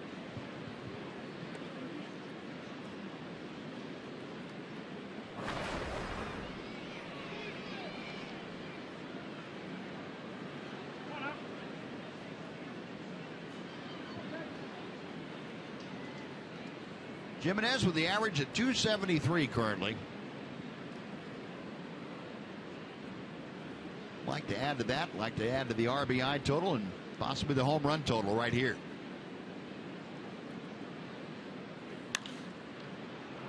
To right field, Rosario a few steps to his right, and that will do it for the Rangers. But they regain the lead. They get a run on 2 hits and a lead one. After 7.5, it's now the Rangers 6 and the Twins 5.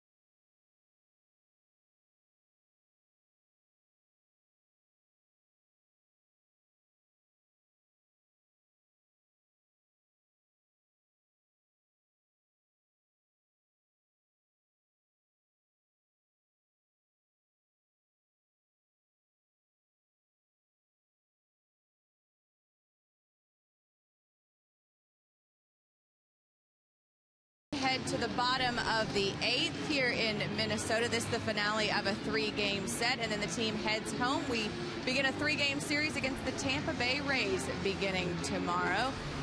You can see a couple of the hot-hitting principals in this one as Asdrubal Cabrera. I knew I was going to mess up that name just because the guys in the truck mentioned it to me. Asdrubal Cabrera has been a hot hitter for the Rays of late, as has Adrian Beltre. Game 1 of a 3-gamer tomorrow at 7 o'clock here on Fox Sports Southwest.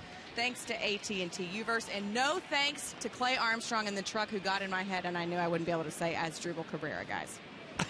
Okay, well, you just did pretty well. Thought that was a good job, but you can blame Clay anyway. The Galoot's got a lot of nerve, Em. Take care of him after the game. Tom, thank you very much, Tom. I appreciate you coming to my defense. No problem. Jake Diekman on now his 8th appearance in a Ranger uniform. Jake coming off the outing here on Tuesday night. Had his first blown save of his Ranger career. Gave up the tying runs in that 8th inning of a Twins comeback 3-2 walk-off win. Eddie Rosario, first hitter to face him, is 1 for 3 this afternoon. He shoots that pitch foul, and Jake Diekman coming out doing exactly what he has done in his other 7 outings. That's fire hard fastballs. 97, 98 miles an hour from the left side and easy gas.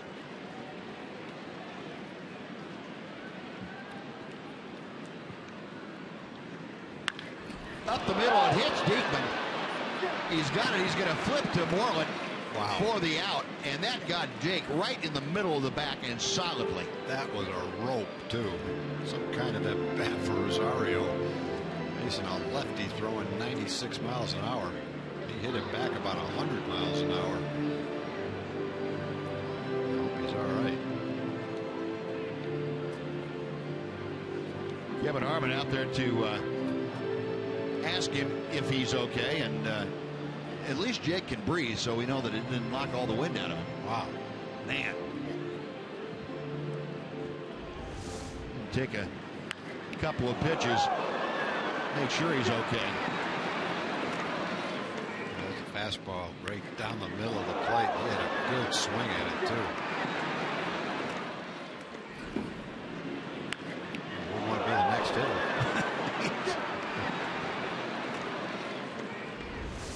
Yeah, Diekman just threw that first pitch all the way to the backstop, and Escobar, the guy on the on-deck circle, is looking at him like, "You sure you don't want a pinch hit for me?" Give him as many as he needs. Oh, goodness. Well, one very big and, in Jake's case, very painful out. That's probably going to leave a mark. Let's go.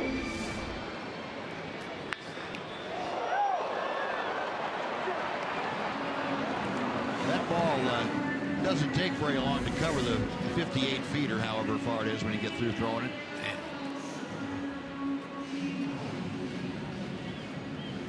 A couple of smiles by. Did you ever get hit by one? I did, yeah. I hit right in the elbow. What, in the elbow? Yeah. I got hit quite a bit in my leg, in my lower leg, since I was always in bad position. And I got hit. Fred Chicken Stanley hit a line drive, hit me right on the elbow one day. Went straight up in the air. And the kind where you immediately have to come out of the game? Well, unfortunately, it was the third out of the inning, so I didn't scream till I got in the dugout. Went up the tunnel and screamed. I didn't want Stanley to have the satisfaction. Carried over to Brett for the out.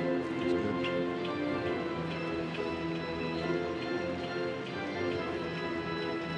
Two balls and no strikes to Eduardo Escobar. Escobar 1 out of 2 today. He has scored a couple of runs, a walk and a single. That is out of play to the right. I'm sure Jake is not very comfortable right now, but his velocity is fine. Pop that one in there at 97 miles an hour. Might be one of those things that makes the plane ride home a little bit uncomfortable. Yeah. For him. He'll probably have an ice pack all the way home. 2 balls, 1 strike. Now 2-2. You know, Jake growing up in Nebraska, farm country up there, and it's not rub a little dirt on it and go back out to work.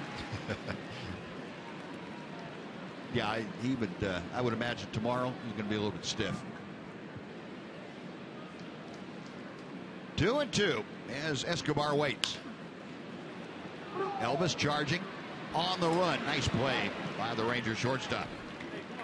Hey, Jake took a little bit off that time. 87 miles an hour, the 10-mile-an-hour difference had Escobar a little bit out in front of it. If you're geared up to hit 97 to where the fastball is not a problem for you, then you're going to be out in front of the off-speed pitch, and that's exactly what happened.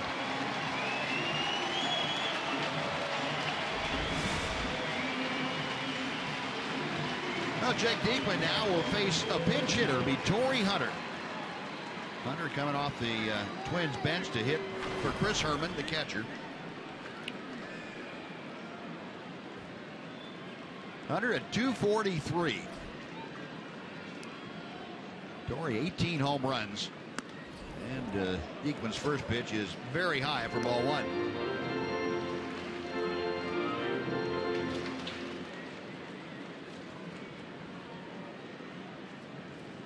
Hunter in this series 0 for 8, and he is 0 for his last 10 when you go back a little bit further. That pitch is fouled out of play. 1 ball and 1 strike.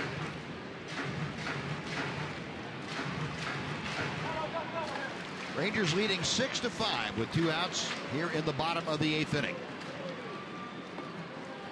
Jake Diekman trying to work a 1-2-3 inning. Well, he got Hunter inside. Torrey pounded that off his front foot. He's got all that shin guard down there, but apparently it missed the shin guard. Kind of like right on top of the foot.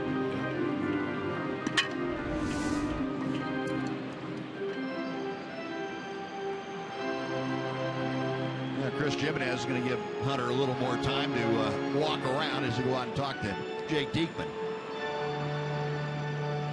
Guys getting hit by balls right and left in this inning. Diekman gets scorched by a line drive, and now Hunter tries to tear his foot off. Kevin Jepsen, right-hander, up and loosening in the Twins bullpen.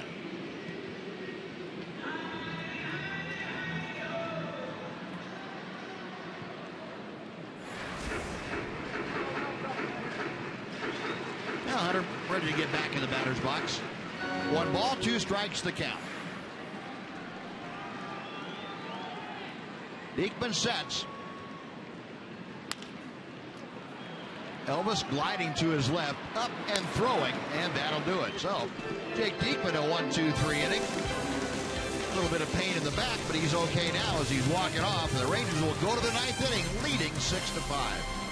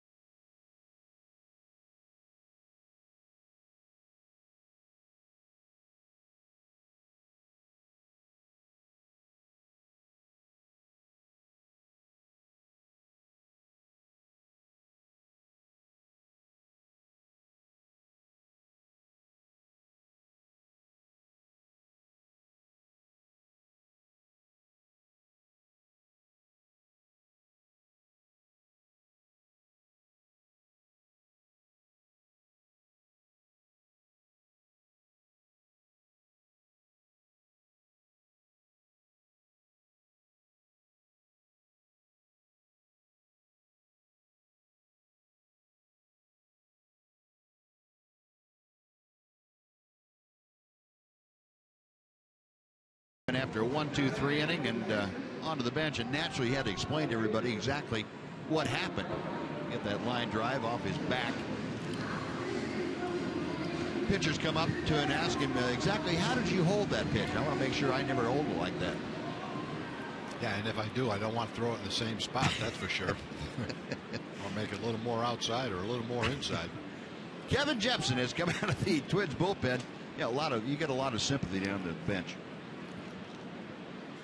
Jepsen appearing in his 52nd game, and Kurt Suzuki has come off the bench to take over behind the plate.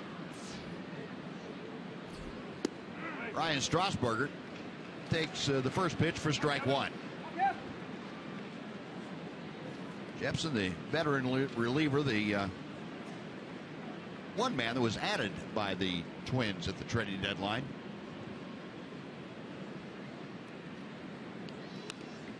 That pitch fouled back, and now Ryan down to the count at 0-2. Strasburger a base hit, and a run scored in the 5th inning. 1 for 3 this afternoon. That season average now at 167.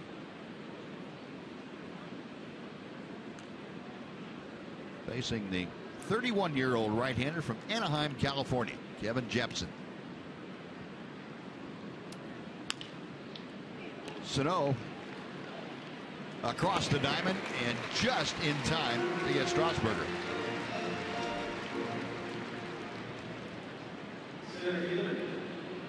One gone, and now once again to Delino to Shields. Sano takes a little bit of time to get rid of the ball, but he's got a little something on it. If he didn't have a strong arm and took that much time, Ryan have a couple hits today. Yeah, he did have the same kind of play, didn't he? Back in the 3rd inning, threw him out. Delino to Shields, a base hit in 3 official trips. He's also had a sacrifice bunt. Jepsen missing off the outside corner. 1 ball and no strikes. Jepsen, we saw on Tuesday night, work 2/3 of an inning.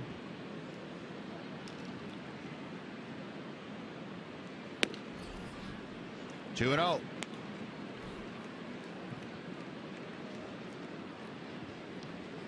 Delino hitting 1 point higher than what he started at today at 266 now.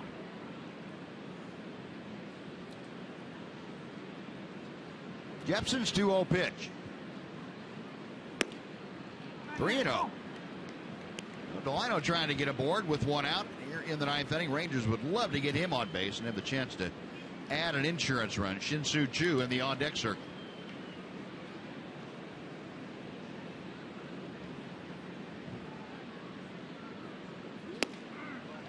Three balls and a strike.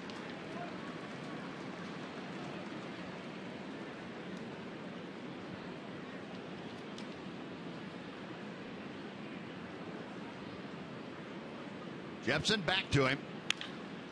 Hammered foul outside 3rd. Full count now to Delino.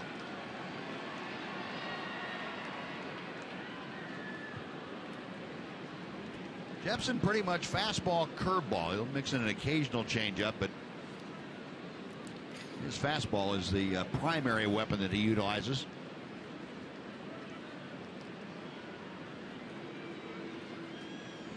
Full count here to the Shields.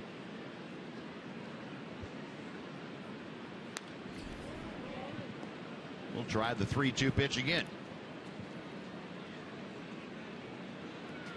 Well, the Rangers hopefully coming back home with a W under their belt after today. Take on the Tampa Bay Rays starting tomorrow night. Nathan Carnes on the hill for the Rays, will be opposed by Martin Perez. Colby Lewis on Saturday. Giovanni Gallardo on Sunday. And Delino hanging tough. For the Rays, Chris Archer is slated for Saturday night's game. And Sunday afternoon, they have not scheduled a starter yet. Or at least they have not announced it.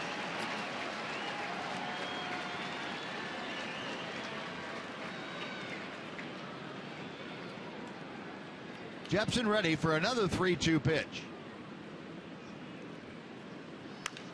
This one popped up. Plouffe coming down the line from first, makes the catch. And to Shields, a long at bat. Ends up in a pop out, 2 away.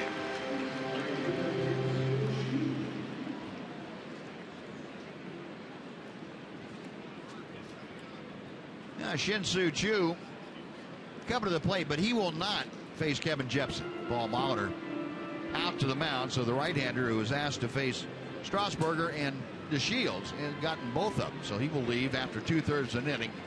It's like O'Rourke is coming on in. We'll tell you about him when we come back. A timeout here in Minneapolis. Back right after this.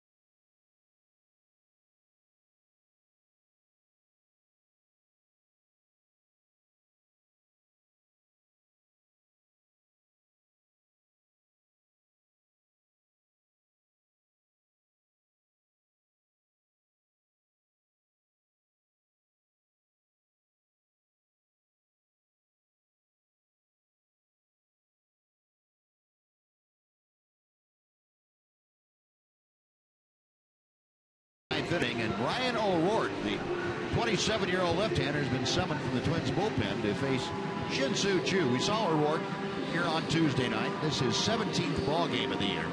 13 innings of work for the left-hander, 17 strikeouts, and a 116 opponent's average against him. And Shin-Soo Choo saw him Tuesday night and went down swinging. O'Rourke threw 2/3 of an inning on Tuesday. Here facing Choo with the bases empty and 2 away in the ninth. And the breaking ball cuts the inside corner in half. Choo today has singled and walked in 4 trips to the plate. He is 1 for 3 officially. That pitch just a little bit low. 1-1.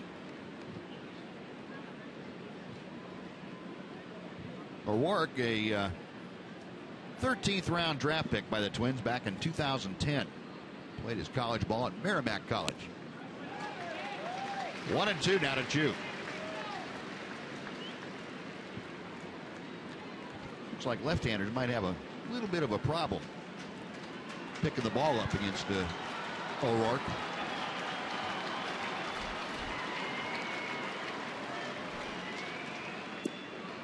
Choo able to lay off that breaking ball, and that evens the count at 2-2.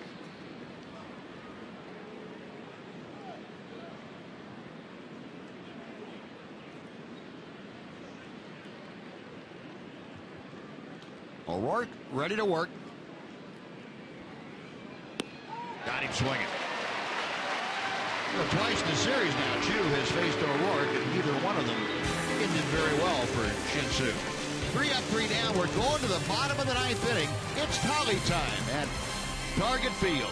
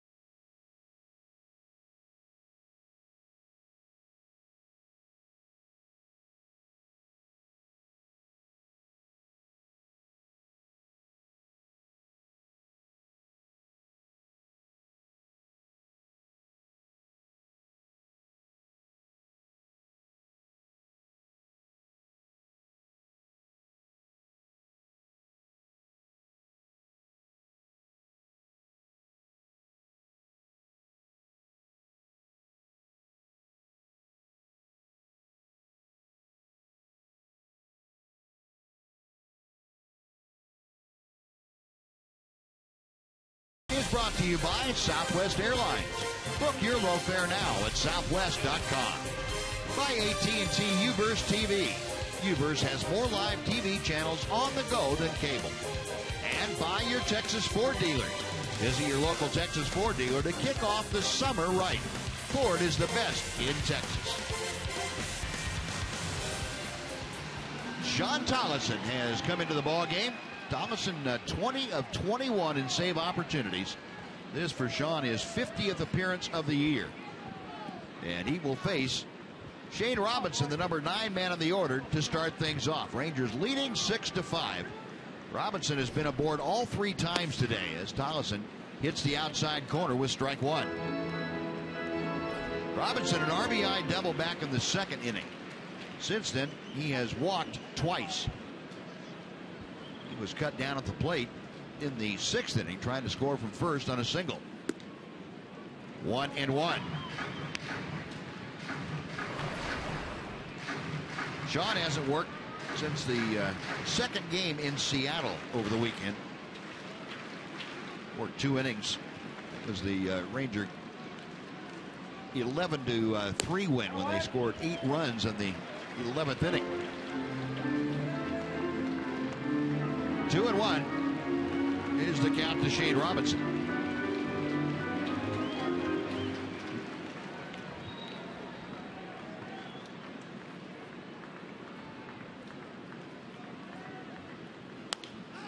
Pop foul that will reach the seats on the first base side and evens the count.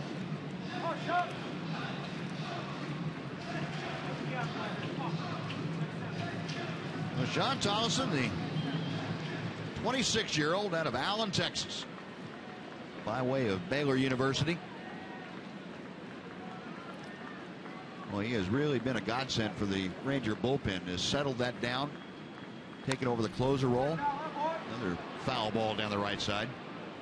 20th of May took over, and since then he has gone 20 for 21 in saves. Had never had a professional save opportunity or a major league save opportunity in 123 games. Well, he took advantage of the opportunity. He pitched well in a setup role. The closer's role opened up. He got the audition and he cashed in on it. Another foul ball off the bat of Robinson. Been able to throw a lot of strikes. Great strikeout to walk ratio. 56 strikeouts, 50 innings, only 12 walks. Good opponent's batting average. One of the keys for a closer, be able to get strikeouts and not walk many. Another 2-2 pitch is on the way. And another foul ball. This one high in the air, but twisting back out of play.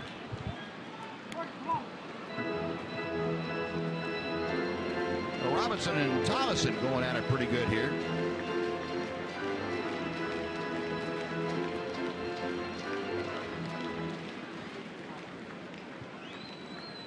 Eighth pitch of the at-bat coming up from Sean Tolleson.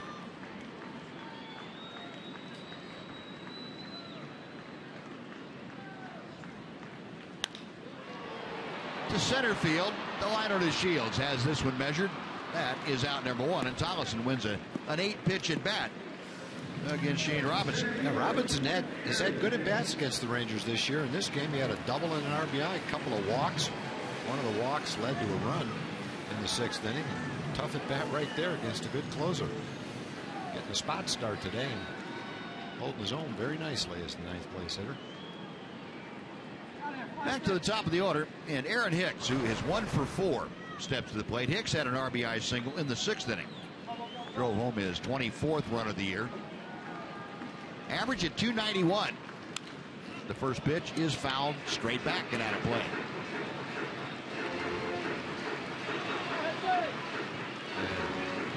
Diving for the ball.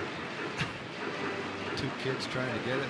Some guy launches himself on the cement for it. I hope he's got a broken kneecap.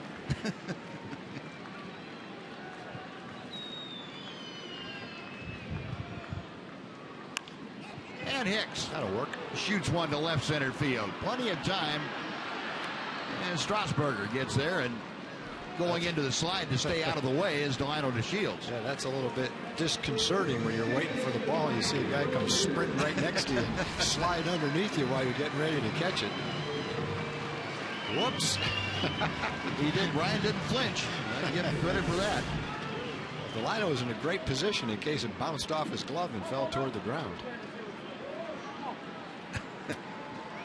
No, 2 gone now. Sean Tolleson has just Brian Dozier standing between himself and save number 21.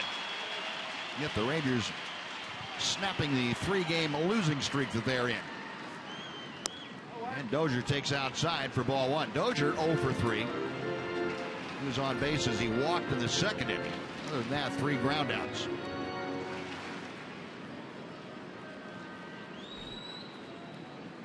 Dozier at 246 average. Tolleson working with the 1-0 pitch. Now 1-1. Sean pounding the strike zone with his fastball. Got a little bit more in his arsenal than the fastball, but that's what he's going with right now. Yep. Chris Jimenez flashing the signs out. Tollison ready. Good changeup. There's one of the things in his arsenal. That's a perfect spot to throw it to Dozier. Dozier's looking to hit a home run in a one-run game. You can tell how good that changeup was. It was right down the middle of the plate. He's looking fastball all the way.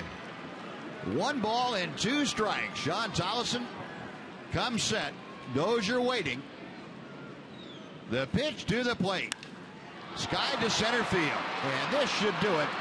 The liner to Shields calling all the way. Makes the catch, and that is a winner.